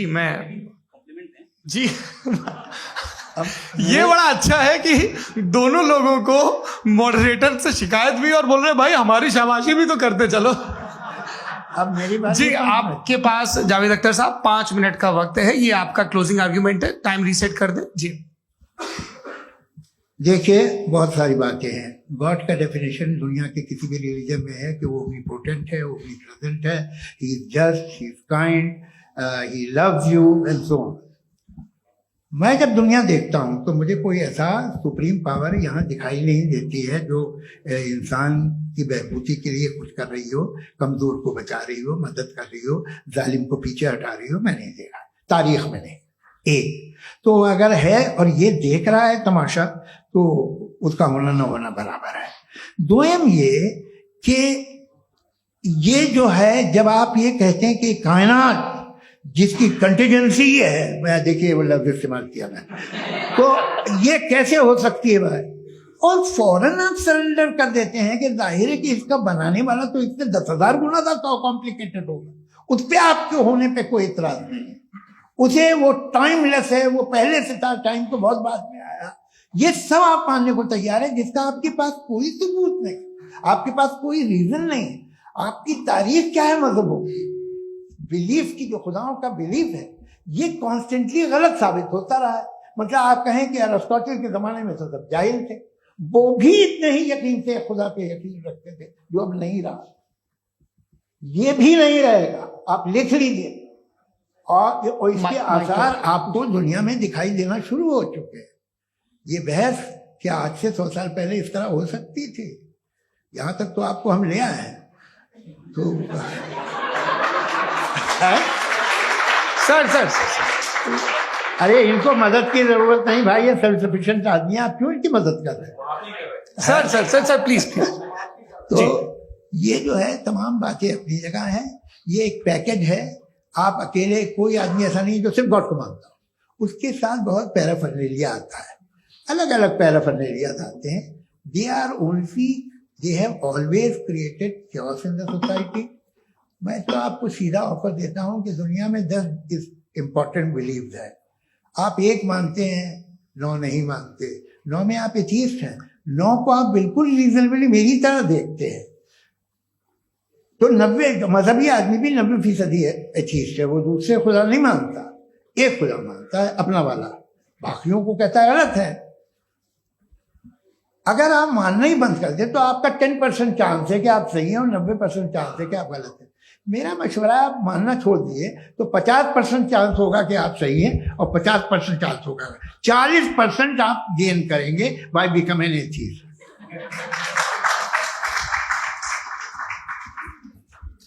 ये एक फरसूदा ख्याल है, ये खत्म हो रहा है, हो सकता है मेरी जिंदगी में ना हो, लेकिन ये हो जाएगा। जो बातें ये इनको आप मेटाफिजिकल, ये वैसे रिस्पेक्टेबल टर्म दे दिए, ये तो उन लोग के हैं जिन्हें ना फिजिक्स मालूम थी ना मेटा मालूम था, ये उन्होंने आपको दिए हैं। जी बहुत शुक्रिया आप दोनों लोगों का। और अब इस बातचीत का आखिरी राउंड शुरू होगा, डज गॉड एग्जिस्ट की ये बहस मुफ्ती शमाइल नदवी और जावेद अख्तर साहब के बीच। आप लोग अपने अपने हाथ ऊपर करेंगे, मैं यहां से तय करूंगा। और माइक हमारे पास है क्या? एक ही माइक है ऑडियंस के लिए? 2 माइक है, एक इस तरफ एक इस तरफ, ठीक है। तो जी सबसे पहले हमारी सहयोगी है मारिया शकील जी, पूछिए सवाल। थोड़ा सा रुकेंगे ताकि कैमरे का फ्रेम आप पर आ जाए, आपकी तो प्रैक्टिस है टीवी की। जी नदवी साहब, मैं खुदा को मानती हूँ, पहले मैं इसी प्रमाइस से शुरू कर रही हूँ और ये बता रही हूँ, मैं मानती हूँ, लेकिन कुछ सवाल हैं जो जावेद साहब ने उठाया, उसका जवाब आपको देना चाहिए। पहला सवाल ये कि गजा में सालों से छोटे बच्चे मर रहे हैं, वो उनको, अगर खुदा मर्सीफुल है, हम मानते हैं कि अल्लाह ताला में बहुत ताकत है, तो वो बच्चे क्यों मर रहे हैं? दूसरी बात ये कि अगर कंटिजेंसी की जो आप बात करते हैं, पूरे मुस्लिम ममालिक मिल करके भी उन गजा के बच्चों को क्यों नहीं बचा पा रहे हैं? क्योंकि अगर वो चाहते, क्योंकि अल्लाह ताला उन पर हुकूमत करते हैं, सब पर हुकूमत करते हैं, तो वो उनको क्यों नहीं बचा? जी थैंक यू वेरी मच। बहुत अच्छा किया आपने इस चीज को जिक्र कर दिया, मैं इसको और अच्छे से एक्सप्लेन करने की कोशिश करता हूं। देखें, जहां तक आपने कहा कि गजा के बच्चों को मारा जा रहा है, देखें 2 वर्ल्ड व्यू है, एक एथीस्टिक वर्ल्ड व्यू, एक थीस्टिक वर्ल्ड व्यू है। बच्चे मर रहे हैं दोनों वर्ल्ड व्यू में, लेकिन हमारा वर्ल्ड व्यू कह रहा है कि रिकॉम्पेंस है, ये कह रहे हैं कि उनका मरना बेकार जाने वाला है, कोई उसका रिकॉम्पेंस नहीं है, चूंकि इनके यहां आखिरत और अल्लाह का कोई तसव्वुर या गॉड का कोई तसव्वुर नहीं है। आपने ये सवाल किया कि गॉड मर्सीफुल है, क्यों नहीं रोकता? ये मैंने बताया कि ये मिसकंसेप्शन है लोगों के दरमियान कि गॉड को सिर्फ मर्सीफुल और ओमनीपोटेंट समझते हैं। गॉड के सिर्फ यही 2 एट्रीब्यूट्स नहीं है, गॉड के कई सारे एट्रीब्यूट्स हैं, उनमें से अल हकीम भी है, उनमें से ऑल वाइज भी है, ऑल नोइंग भी है। लिहाजा अगर इस दुनिया में किसी को तकलीफ आ रही है और गॉड उसको नहीं रोक रहा है, वो इसलिए नहीं रोक रहा है चूंकि इंसानों को फ्री विल दिया गया है। ठीक इसी तरीके से अगर एक डॉक्टर किसी छोटे बच्चे को इंजेक्शन लगा रहा है, उसे तकलीफ पहुंच रही है, उसके लिमिटेड पर्सपेक्टिव के एतबार से ये गलत हो रहा है और डॉक्टर बुरा है, लेकिन जब आप ब्रॉडर पिक्चर को देखेंगी, आपके और हमारे पास सिर्फ एक पिक्सल है, हमें इतना नजर आ रहा है कि गजा में कत्ल हो रहा है, लेकिन इसके पीछे कितना रिकॉम्पेंस उनको मिलने वाला है, पूरा पिक्चर गॉड के पास है। तो एक पिक्सल से आप पूरे पिक्चर को कभी भी जज नहीं कर सकती। आप इसमें कुछ जोड़ना चाहेंगे? आपको कुछ बोलना है इसमें? भैया आपने बहुत अच्छा जस्टिफिकेशन दिया। या आप वो जो वहाँ के प्राइम मिनिस्टर इजराइल के उन्हें भेजिए, वो बहुत खुश होंगे। आप जस्टिफिकेशन दे देना कि अगर गॉड नहीं है तो बच्चे क्यों मर रहे हैं, आप बताएं। वो ये सवाल पूछ रहे हैं कि अगर आप ईश्वर का अस्तित्व नहीं मानते हैं तो उन बच्चों की मौत को आप कैसे इंटरप्रेट करते हैं? भाई ये दुनिया जो है, जो ताकतवर लोग होते हैं वो एक नाइंसाफी करते हैं। तो ये अच्छा काम है आपके नजदीक, तो नेचर नाइंसाफी पे मबनी है। अरे मेरे भाई, आप नेचर की कहाँ बात कर रहे हैं, तो इंसान की बात कर रहे हैं। तो फिर जब मैं इंसान की बात कर रहा था, आप नेचर की बात करने लग क्रॉस गए। एग्जामिनेशन नहीं। हाँ, अब आप मुझे बोलने नहीं देंगे तो अलग बात है, आप बोलिए, मैं मुझे कोई जी नहीं, ये क्रॉस एग्जामिनेशन है। मुझे बोल तो लेने दीजिए। जी बोलिए। ठीक है। बात ये है कि ह्यूमन सोसाइटी तभी साथ में रह सकती है जब वो मोहब्बत से, एकता से, एक दूसरे के एहतराम करके रहे। इसके अलावा पॉसिबल नहीं है, अकेले तो इंसान रह नहीं सकता। वहां पर कुछ लोग हैं जो फाउल करते हैं। वो फाउल हम हमेशा से तारीख में होता आया है। आज ये हो रहा है, जो हो रहा है बहुत बुरा हो रहा है, बहुत जालिमाना है, बहुत जाबराना है। उसको आप कहें कि ये बच्चों को कॉम्पनसेशन मिल जाएगा या इसकी इंजेक्शन है, इंजेक्शन तो हेल्थ के लिए दिया जाता है। आप ये कह रहे हैं कि ये बच्चों की जो धज्जियां उड़ रही हैं ये इंजेक्शन है, ये टेस्ट है, ये टेस्ट है, और उस टेस्ट में उनको ऐसा रिकॉम्पेंस मिलेगा जो आपके तस्वुर के बाहर है। ये आप 3 बरस के बच्चे को बारूद से उड़ा के टेस्ट ले रहे हैं। वाह, वो नहीं ले रहा है, खुदा नहीं उड़ा रहा है, इजराइल उड़ा रहा है। जी, ये तो उसको कंडेम अगला सवाल लेते हैं। अगला सवाल लेते हैं प्रोफेसर पुरुषोत्तम अग्रवाल। मुफ्ती साहब, एक निवेदन आपसे है कि कम से कम थोड़ा सा माइक क्लोज एक रिलीजियस और फिलोसफिकल कर मैं प्लीज। एक रिलीजियस और फिलोसफिकल ट्रेडिशन है जो ब्रह्मांड को यानी यूनिवर्स को ही अंतिम मानती है। सर्वम खलु इदम ब्रह्मम, this is Chandogya Upanishad, and it completely rules out the existence और नेसेसिटी, आपके शब्दों में necessity of a creator. The creation itself is the creator. तो एक मिनट प्लीज। दूसरा जो सवाल आपने अभी, जो आप बार बार कह रहे हैं कि भगवान विद्वान भी है, वाइज, सब जानने वाला, तो अगर विजडम में दुनिया भर के पापों और अत्याचारों को बर्दाश्त करना शामिल है, तो फिर इसका मतलब यह हुआ कि अगर मैं फ्री विल से उसको अपोज करता हूं तो ईश्वर की विजडम और मेरी फ्री विल में कॉन्ट्राडिक्शन है। Because when I am opposing whatever is happening in Gaza, then I am opposing the God's will और गॉड्स विजडम। जवाब लेते हैं तो गॉड की विजडम, एक मिनट सर प्लीज सर, ये एक जुमला। गॉड की विजडम है कि गाजा में जो कुछ हो रहा है वो हो रहा है, मैं उसका अपोज कर रहा हूं, तो मैं गॉड की विजडम के खिलाफ जा रहा हूं। एक सवाल। दूसरा ये नहीं, आपने 2 ऑलरेडी। सर आप और सवाल कर लें, लेकिन मुझे 2 जवाब दे। पहले आपने ये कहा, सुनिए मेरी बात सुनिए। इजराइल के गॉड के मुताबिक तुम्हारा ठीक हो रहा है ना? नहीं हो रहा है, ठीक नहीं हो रहा है। मैं बता रहा हूँ क्या हो रहा है, आप तशरीफ रखिए, मैं बता रहा हूँ क्या हो रहा है। Let me complete please. एक सेकंड गाइस, एक सेकंड। ये देखिए, ऐसा है कि ये सब बड़ा आपस में विचार विमर्श के बाद ये तय हुआ था कि कुछ नियम बना लिए जाएं ताकि एक टाइम बाउंड बातचीत चले। और भाई साहब, आप बड़ा जरूरी काम कर रहे हैं लेकिन कैमरे के फ्रेम में आके उस काम को गड़बड़ कर दे रहे हैं। ठीक है गुरु, अब मेरे को कहीं का गुस्सा कहीं निकालना था, सॉरी। नहीं, कोई गुस्सा नहीं है जी। तो प्रोफेसर ने सवाल पूछे, आप उनके जवाब दें। और थोड़ा ये सब लोग थोड़ा ख्याल रखें भाई, सवाल संक्षिप्त रखें जी। आपने 2 सवाल किया। सबसे पहला ये कहा कि हमारे पास ये कॉन्सेप्ट है कि ये यूनिवर्स खुद नेसेसरी बीइंग है, creation itself is the creator. How irrational is this कि मैं एग्जिस्ट करूंगा बाद में, लेकिन अभी एग्जिस्ट कर भी रहा हूं, यानी एक ही टाइम में एग्जिस्ट भी कर रहे हैं, नहीं भी कर रहे हैं। This is not true. दूसरी चीज आपने कहा कि अगर इजराइल में, सॉरी माफ कीजिएगा, Israel doesn't exist, occupied Palestine में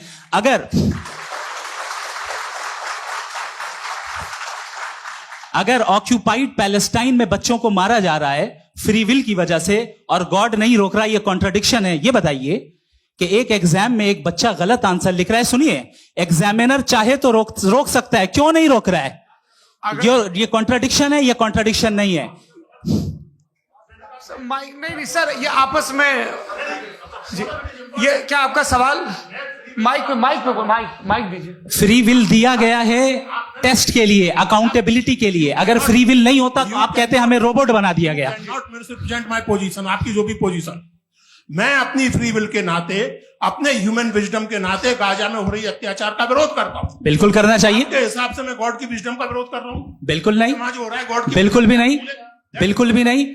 उसका वहां पर गाजा में कत्ल होना ये इंसानों के गलत इस्तेमाल का नतीजा है, फ्री विल के इस्तेमाल का नतीजा है। गॉड इसका हुक्म नहीं देता, उससे रोकता है। यही तो मसला है ना। आपके लिए कॉन्सेप्ट क्लियर? नहीं भाई, आपने तो बताया था इंजेक्शन लगाने से बच्चे को तकलीफ होती है, ये इंजेक्शन लगा। सर आप ऐसे रेटोरिक स्टेटमेंट दे तब तो कोई मसला नहीं समझते रहेंगे। This is a rhetoric statement, this is not a logical argument sir. I am sorry.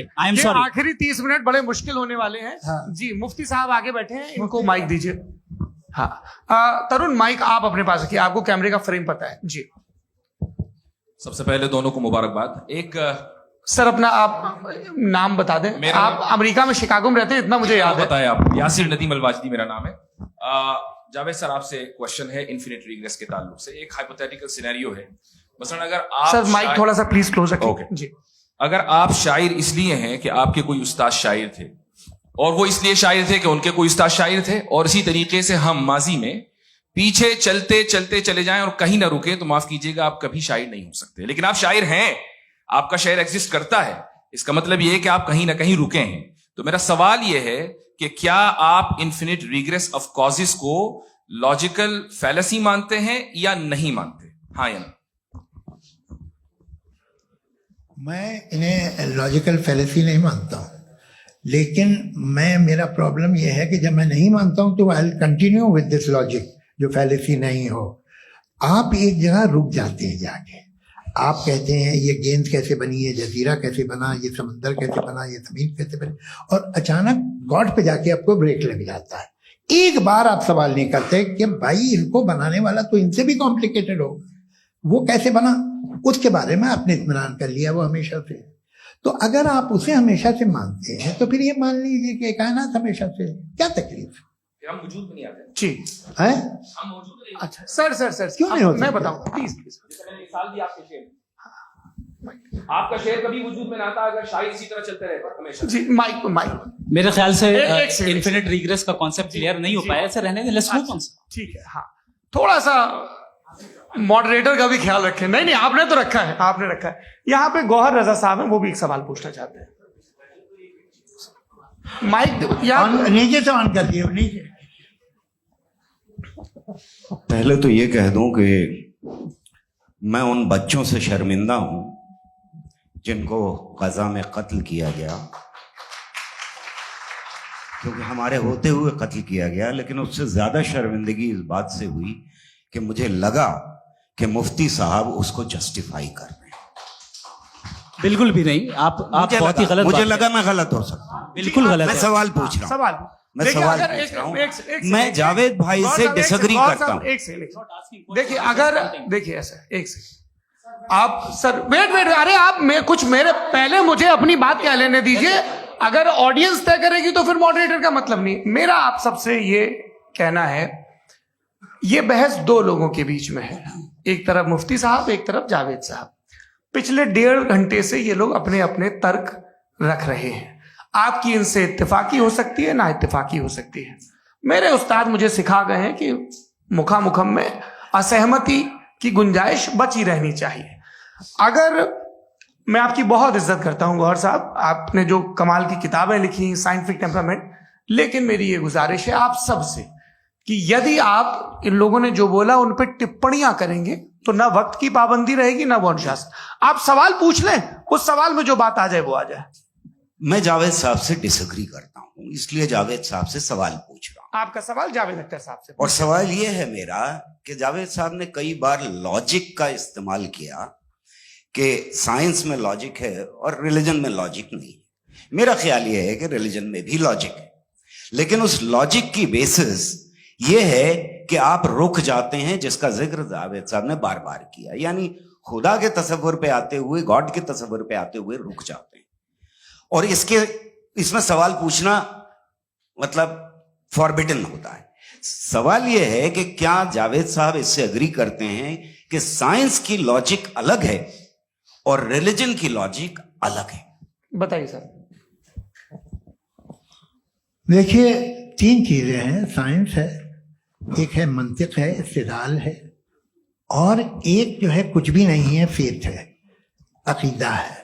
मैं अकीदे की लॉजिक का कायल नहीं हूं। मुझे आप इस्तिदलाल से, लॉजिक से, रीजन से समझाइए, मैं मानने को तैयार हूं, मेरा क्या नुकसान होगा।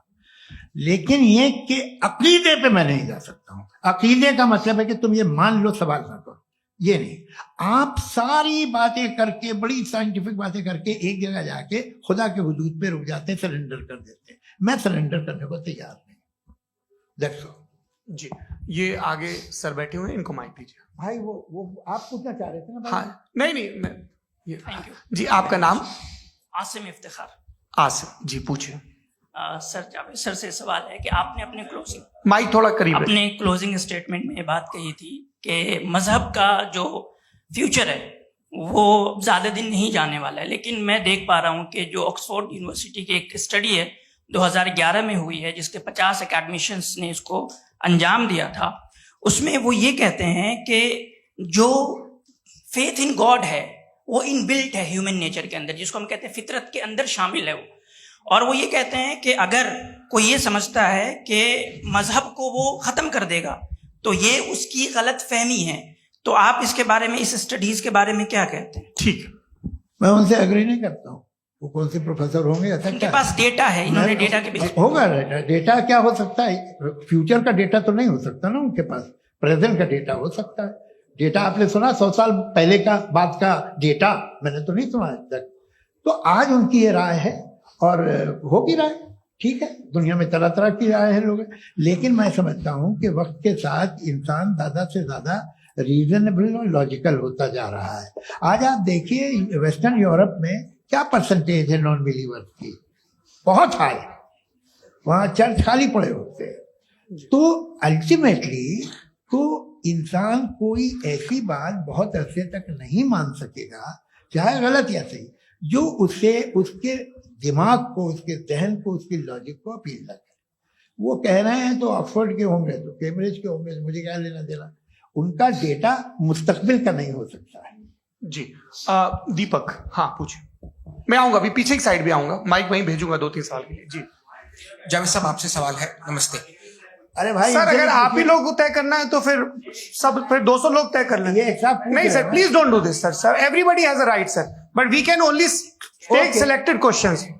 नो सर, अरे ये यंग लोग भी हैं तो इनकी ये अब उतने यंग, भाई आप यंग हैं कि नहीं हैं? वो कह रहे हैं वो भी यंग हैं साहब, आप उनकी नौजवानी पर दावा उनको ही करने थे। हाँ मुफ्ती साहब, आप यंग, हाँ पूछिए। अरे भैया सर, मेरा सवाल ये है, कुछ इनसे भी तो पूछो। जी नहीं, बस आपसे एक सवाल है। जैसे थीस्टों के पास, अपने जो ईश्वर को मानते हैं, उनके पास अपने सोशल गेट टुगेदर्स हैं। 5 रोजा क्रिसमस आने वाला है, होली है, दिवाली है, ईद है। एथिस्ट क्या ऑफर कर रहे हैं? मतलब मैं इनकी दुकान से बुरू में आना चाहता हूँ उस तरफ, पर मैं अट्रैक्ट नहीं हो पा रहा हूँ। मैं सोशल गेट टुगेदर्स क्या है आपके पास? वो ये कह रहे हैं कि जो धार्मिक लोग हैं, अलग अलग धर्म के लोग, उनके उत्सव त्योहार, कॉन्ग्रेगेशन बहुत हैं। अब आपको मैं एक सुनाता हूँ, यहाँ हिस्टोरियन भी बैठे हैं। मृदुला जी, आप बताइएगा सही है क्या? ये एक कॉन्स्टेंटाइन, एक ग्रीक रोमन बादशाह था, जो क्रिश्चियनिटी आने के 400 साल बाद उसने डिसाइड किया कि मैं क्रिश्चियन हो जाऊंगा, मेरी पूरी स्टेट कैंसिल हो जाएगी। उस जमाने में ऐसे ही होता था, राजा जो धर्म इख्तियार करता था वो जनता भी कर लेती थी। इसलिए कि वो हो गया था बैंकरप्ट, और उसे जो मेडिटेरियन कोस्ट के रिच क्रिश्चियन वो थे मर्चेंट, उससे पैसा चाहिए था। तो उसने कहा यार क्रिश्चियन हो जाओ। तो उसने अपने वजीर से कहा कि भाई ये हिस्ट्री है कि अब हम लोग क्रिश्चियन हो जाते हैं।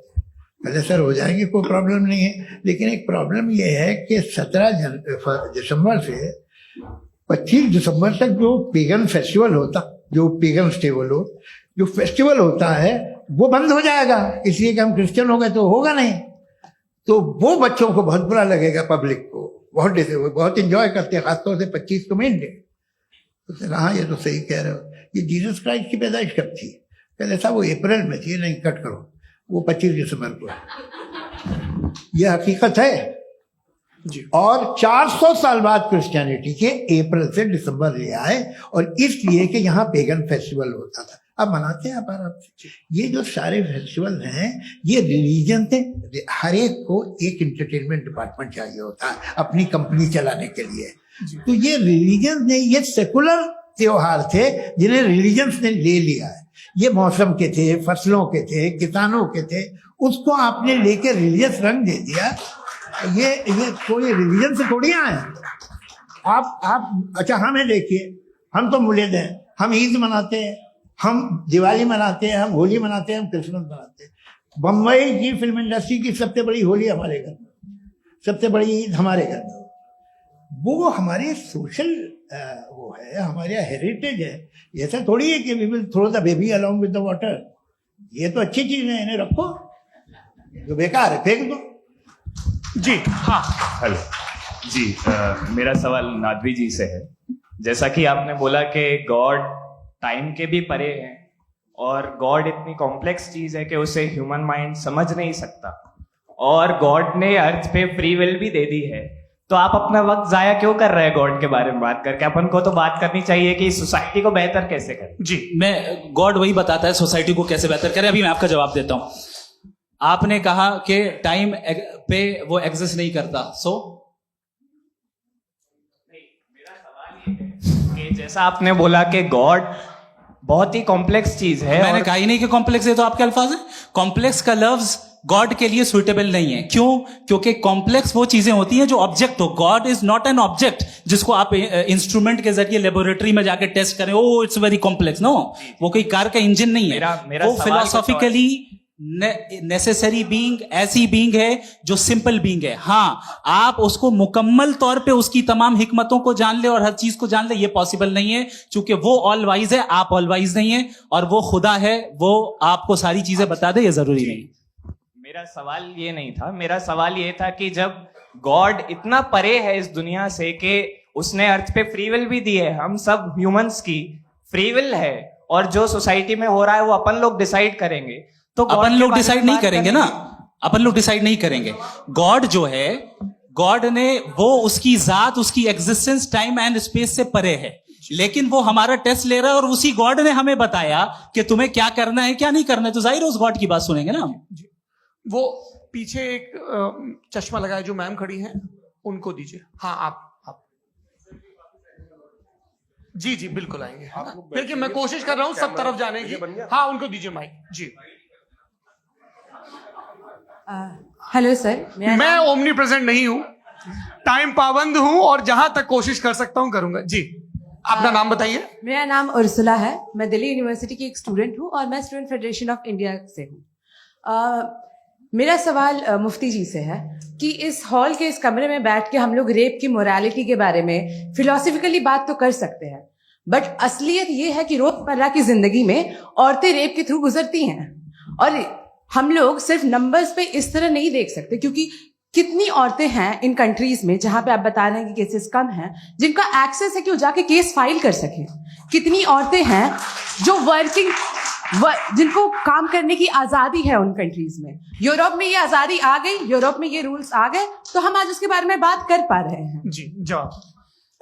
आपने ये कहा कि कमरे में बंद होकर हम लोग इस पर फिलोसफिकली बात कर सकते हैं, लेकिन हकीकत में क्या हो रहा है, वो ग्राउंड लेवल पे क्या हो रहा है, जो बहुत गलत हो रहा है, और वो सफर कर रही हैं। आई एग्री, बहुत गलत हो रहा है, और जो गलत हो रहा है उसको हमें रोकना है। और क्यों रोकना है, वो गलत क्यों है? हमारे पास इसका ऑब्जेक्टिव फाउंडेशन है, इनके पास उसका ऑब्जेक्टिव फाउंडेशन नहीं है। मैं ये कहना चाह रहा हूं कि जहां पे भी जुल्म हो रहा है, जहां पे भी औरत पे जुल्म हो रहा है, या उसकी इज्जत लूटी जा रही है, या उसे तकलीफ पहुंचाई जा रही है, और सिर्फ औरत नहीं, किसी इंसान के ऊपर भी जुल्म हो रहा है, तो उसके खिलाफ खड़ा होना, ये मोरालिटी हमारे पास गॉड के पास से आई है। वरना जावेद साहब तो कह रहे हैं कि जो है मेजॉरिटी डिसाइड करेगी, तो मेजॉरिटी तो कभी भी बदल सकती है। क्या आप ये थोड़ी सी आपको गलतफहमी है। मैं अगर मेरे जुमले से ये मदनत निकला या मैंने कहा, तो ये जुमला मैं वापस लेता हूँ, ये मेरा मतलब ही नहीं था कि मेजॉरिटी डिसाइड करेंगे। मेजॉरिटी डिसाइड करे तो दुनिया में बड़ी, वैसे आपने कहा था ये जुमला। अच्छा हो सकता है, मैं मान रहा हूँ, बाद में रिकैप कर लेंगे। एक मैं अपनी एक्सप्लेनेशन मुनासिब बात यह है कि हम सब के सब दिल में जानते हैं कि क्या अच्छा है क्या बुरा है, हमें पता है अच्छी तरह से। जो लोग बुरे काम करते हैं उन्हें भी मालूम अच्छा क्या है। यही तो सवाल था हजरत सर, कि फिर सर, ये मोरालिटी आई कहाँ से? क्रॉस एग्जामिनेशन, हाँ जी हाँ। मोरालिटी साथ रहने की डिजायर से आई। यानी साथ रहकर जो कुछ कह दे जो कुछ कर दे वो हो जाएगा? नहीं नहीं, तो आप कायदे से रही कर सकते हैं जब तक लोगों में मोरालिटी हो, वरना आप क्यास हो जाएगा। ये आपको कैसे पता? जी हमने देखा ना जहां मोरालिटी का क्यास हो गया, हम देखते हैं कहाँ पे देख भाई अरे, दुनिया में। आप जो ये- कह रहे हैं आप एक अभी कहीं मैं पे आप अगर लोगों गलत को हो रहा है इस बहस तो के उसको बाद आप मैं गलत लोगों देखिए। को आप क्या- सर, मुफ्ती आप साहब, मैं- एपिस्टिमोलॉजी मुफ्ती की बात कर रहे हैं, मैं ऑन्टोलॉजी अरे की बात मुफ्ती कर रहा साहब, हूँ। मैं इस बहस के फाउंडेशन बाद क्या आप है? दोनों लोगों को चाय पे फाउंडेशन होस्ट करूंगा, वहां पे क्रॉस एग्जामिनेशन कर लीजिएगा। अभी ऑडियंस का हक मार रहे हैं आप लोग भाई, सर जस्ट लोग हैं आप लोग। और ये भाई ये एक हाँ उधर उधर आएंगे, उधर इनको आएंगे। जी सर आएंगे आएंगे। अच्छा सर मेरा नाम लईकुर रहमान है और मैं अलीगढ़ मुस्लिम यूनिवर्सिटी का स्टूडेंट हूँ। और जहाँ तक मुझे पता है कि sir you are also product of Aligarh Muslim University. मैं भी उसी चमन का बुलबुल। हाँ सर, तो बहुत खुशी हुई मुझे जान करके कि मैं आपसे मिलूंगा। सवाल सर मेरा सवाल यह है, सर सैयद अलैहि रहमा का नजरिया यह था कि खुदा के वजूद को अकल के दायरे में रह करके तलाश करना, न कि पूरी तौर से उसका इनकार कर देना। Sir how will you define it? नहीं तो ये तो आप इन्हें बताइए। ये सर, असल सवाल में रह आपसे। के खुदा का वजूद साबित कर रहे हैं। नहीं तो सर आपने सर सैयद इनकार ने किया। कर रखा है, इस वजह से मेरा क्वेश्चन उन्होंने यही सर एक सेकंड, सर सैयद ने यही कहा ना कि जी। अकल से आप खुदा के वजूद को हाँ। साबित नहीं कर सकते, यही कहा ना भाई। वो उन्होंने कहा कर सकते हैं और वो कर दिया गया आज। हाँ, वो फोन दो। तलाश करना या साबित करना अकल से अकल से नहीं सर हो सर सकता। अरे सवाल तो सुन लीजिए जी। अकल से नहीं हो सकता है, यही कहा ना आपने। अकल से हो सकता है। अरे वो यही कह रहे हैं भाई, आप बता रहे हो सकता है, वो तो कुछ और। आप अगर सर देखो नौजवान, फोन ले लो, इतनी कमाल की यूनिवर्सिटी है। अरे भाई दे दो मेरी ना बात जरा तो- एक मिनट, अरे दे दो मेरे भाई माइक। मेरी बात सुनो, नहीं, माइक मैं पे समझ- बोलो ताकि जो लाखों लोग देख रहे हैं। माइक दे दो ना। अरे देंगे ना माइक, तुम ठहरो तो। हाँ सर मेरा सवाल ये था कि सर सैयद अलैहि रहमा का एक नजरिया था अपना कि खुदा का जो वजूद है उसको अकल के दायरे में रह करके तलाश करना है, न कि पूरे तौर से इनकार कर देना है। ये उनका कॉन्सेप्ट था। लेकिन मेरा सवाल ये है कि आप इसको कैसे डिफाइन करते हैं, एक्सप्लेन कैसे करेंगे, मैं आपसे जानना चाहता हूँ, क्योंकि you are the product of Aligarh Muslim University. मुझे अकल के दायरे में रख के मैंने बहुत तलाश की, मुझे मिला नहीं। हाँ ये इधर उधर वो चश्मा लगाए जो, हाँ उनको दे दिया। जी जी फटाफट पूछिए, 5 मिनट है, 5 मिनट में खत्म हो रहा है। हाँ अस्सलाम वालेकुम मुफ्ती साहब। एंड मेरा सवाल जावेद अख्तर साहब से। क्या नाम है आपका? अरे भैया सब मुझे तो पूछ रहे हो यार। हाँ। फैज फैज पूछिए फैज साहब। तो मेरा सवाल ये है कि अभी जो एथियस्ट है वो problem of evil argument use कर रहे हैं अगेंस्ट मुस्लिम्स, राइट? कि इस दुनिया में इतना सारा इविल है और अगेंस्ट मुस्लिम तो यहाँ अगेंस्ट थियस्ट। हाँ थोड़ा सा करेक्ट कर लीजिए भाई, पूरी मशक्कत ही इसी बात की थी कि किसी एक मजहब पे बात न टिके। जी, तो बेसिकली ये आर्ग्यूमेंट ऐसा है कि इस दुनिया में इतना ज्यादा इविल एग्जिस्ट करता है और अगर एक ऑल गुड गॉड है तो वो रोकता क्यों नहीं है? लेकिन इस सवाल में एक हिडन अजम्पशन ये है कि इस दुनिया में इविल एग्जिस्ट करता है। अब एथियस्ट ये कैसे ऑन्टोलॉजिकली प्रूव कर सकते हैं कि इस दुनिया में इविल एग्जिस्ट करता है? मैं आपको बताता हूँ, थोड़ा सा समझा। नहीं सर एक मिनट, आप हम लोग इनको सुनिए। नहीं please don't do that. I want to explain ontology. हम समझ गए सर, इनको अब जवाब देने दीजिए। अच्छा सवाल पूछ लो। मैं अभी तक क्या था वो मैं थोड़ा सा ऐड ऑन कर लेता हूँ। तुम गुरु, तो हम जब इसका राउंड 13 करेंगे ना तब तुमको स्टेज पे बिठाएंगे। जी तो हाँ जल्दी से। तो देखिए एथियज्म के हिसाब से सब कुछ रैंडमली बन गया है, सब कुछ एटम्स और मॉलिक्यूल्स है। एक पत्थर में और मुझ में सिर्फ इतना फर्क है कि हम लोग एटम्स और मॉलिक्यूल्स का अलग अलग रीअरेंजमेंट है। अब एक पत्थर को कोई इंसान तलवार से 2 टुकड़ों में काट दे या मुझे, according to atheism it is same. There is no evil and good according to atheism. जी अच्छा, फैज साहब का सवाल ये है कि हाँ कोशिश भी करते तो इससे गलत सवाल नहीं कर पाते। एक लाइफ फॉर्म है और लाइफ फॉर्म में फीलिंग है, मतलब लाइफ फॉर्म सुनता है, देखता है, टेस्ट कर सकता है, फील कर सकता है। तो उसकी जो ये जो क्वालिटी इस बबल में आ गई है वो जानवर में भी है, इंसान में भी है। तो जाहिर है कि उसे कोई तकलीफ पहुंचेगी, तो चूंकि उसके पास वो सेंसिटिविटी है तो मैं करेगा। पत्थर में वो सेंसिटिविटी नहीं है। तो ये क्या सवाल हुआ कि अगर पत्थर को काटा तो पत्थर को तकलीफ नहीं होती, तो आपको काटे तो आपको क्यों तकलीफ हो? बैठ जाइए। जी हाँ अगला सवाल। हाँ पूछे पूछे पूछे।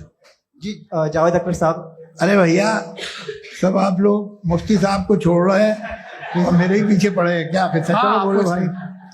you asked how God can exist when children die in Gaza. हाँ, You asked how God can exist when children die in Gaza, and you also mentioned the rise of atheism in Europe. But the same events also are leading many atheists and non-believers to turn towards faith. How do you interpret this contradiction, where suffering pushes some away from God, yet brings others closer to belief? देखिए, आपको एक बात बताऊं, दुनिया perfect तो कहीं भी नहीं है, हर जगह कुछ खामियां हैं। बेटा एक मिनट, मैं आप ही को कहेंगे, देखो वो तो कुछ खामियां, कमजोरियां, खराबियां सब जगह है। लेकिन अगर देखोगे ईमानदारी से कि दुनिया सबसे ज्यादा महज़ब कहाँ है, एक आम शहरी को कहाँ हुकूक हासिल हैं, वो बोल सकता है, अपनी मर्जी से काम कर सकता है, अपनी मर्जी से राय दे सकता है, हुकूमत के खिलाफ बोल सकता है, बरसरे इख्तिदार लोगों के बारे में बोल सकता है, सरमायादारों के खिलाफ बोल सकता है। तो आपको ये स्कैंडिनेवियन कंट्रीज में मिलेगा, वेस्टर्न यूरोप में मिलेगा। मैं नहीं कह रहा वो परफेक्ट है, बिल्कुल नहीं, वहां बहुत खराबियां भी हैं, परफेक्ट तो कोई। लेकिन जिन जिन मुल्कों में, लैटिन अमेरिका देखो, गल्फ देखो, वहां पर आपको ये जरूर है कि रेप नहीं होते होंगे। रेप की जरूरत क्या है भाई? उसको तो खरीद लो, घर में रखो, तो सड़क पर रेप करने की क्या जरूरत है? मगर सुनिए सुनिए सुनिए, मगर हकीकत ये है कि वहां शख्सी आजादी राय देने की, बोलने की नहीं है। जी, ये एक आखिरी सवाल मुफ्ती साहब से। हाँ मैम, इनको माइक दीजिए। शुक्रिया। मेरा नाम मनीषा है, मैं हरियाणा से आई हूँ। मैं मुफ्ती साहब से एक बात पूछना चाहती हूँ। आप बार बार जावेद साहब को कॉन्ट्राडिक्ट तो कर रहे हैं कि आपने ये कहा, लेकिन आप भी अजम्पशंस के बेसिस पे बात कर रहे हैं। आपने खुदा के होने का कौन सा प्रूफ पेश किया है, खुदा की एग्जिस्टेंस का? अब इस सवाल को अलग रहने दीजिए, कौन एथीस्ट है कौन नहीं है। और दूसरी बात जो आपने एक छोटी सी कही थी कि ये फ्री विल का इस्तेमाल करता है इंसान अपनी, लेकिन इस फ्री विल का इस्तेमाल में मतलब खुदा ने ये दे दी सबको ये इजाजत कि वो कितना घिनौनापन और कितनी ज्यादा खराब से खराब तरीके इस्तेमाल कर सकता है। जवाब सुनते जी। आप फ्री विल को मानती है ना, या अब कहती है कि फ्री विल नहीं है ना? मानती है ना? तो अब आपके पास इसका कोई एक्सप्लेनेशन नहीं है कि अगर एक इंसान उस फ्री विल का इस्तेमाल करके गलत काम कर रहा है और बच के अच्छी जिंदगी गुजार के निकल जा रहा है, उसका कोई रिकॉम्पेंस नहीं है। हमारे वर्ल्ड व्यू में जो इंसान गलत काम कर रहा है उसको भी रिकॉम्पेंस यानी उसका बुरा बदला मिलना है, और जो सही काम कर रहा है उसको सही बदला मिलना है। लिहाजा जो फ्री विल है वो इस तरीके से है कि एक लिमिटेड टाइम तक खुदा ने मोहलत दी। ऐसे नहीं कि छूट दे दी, जो करना है करते रहो हमेशा।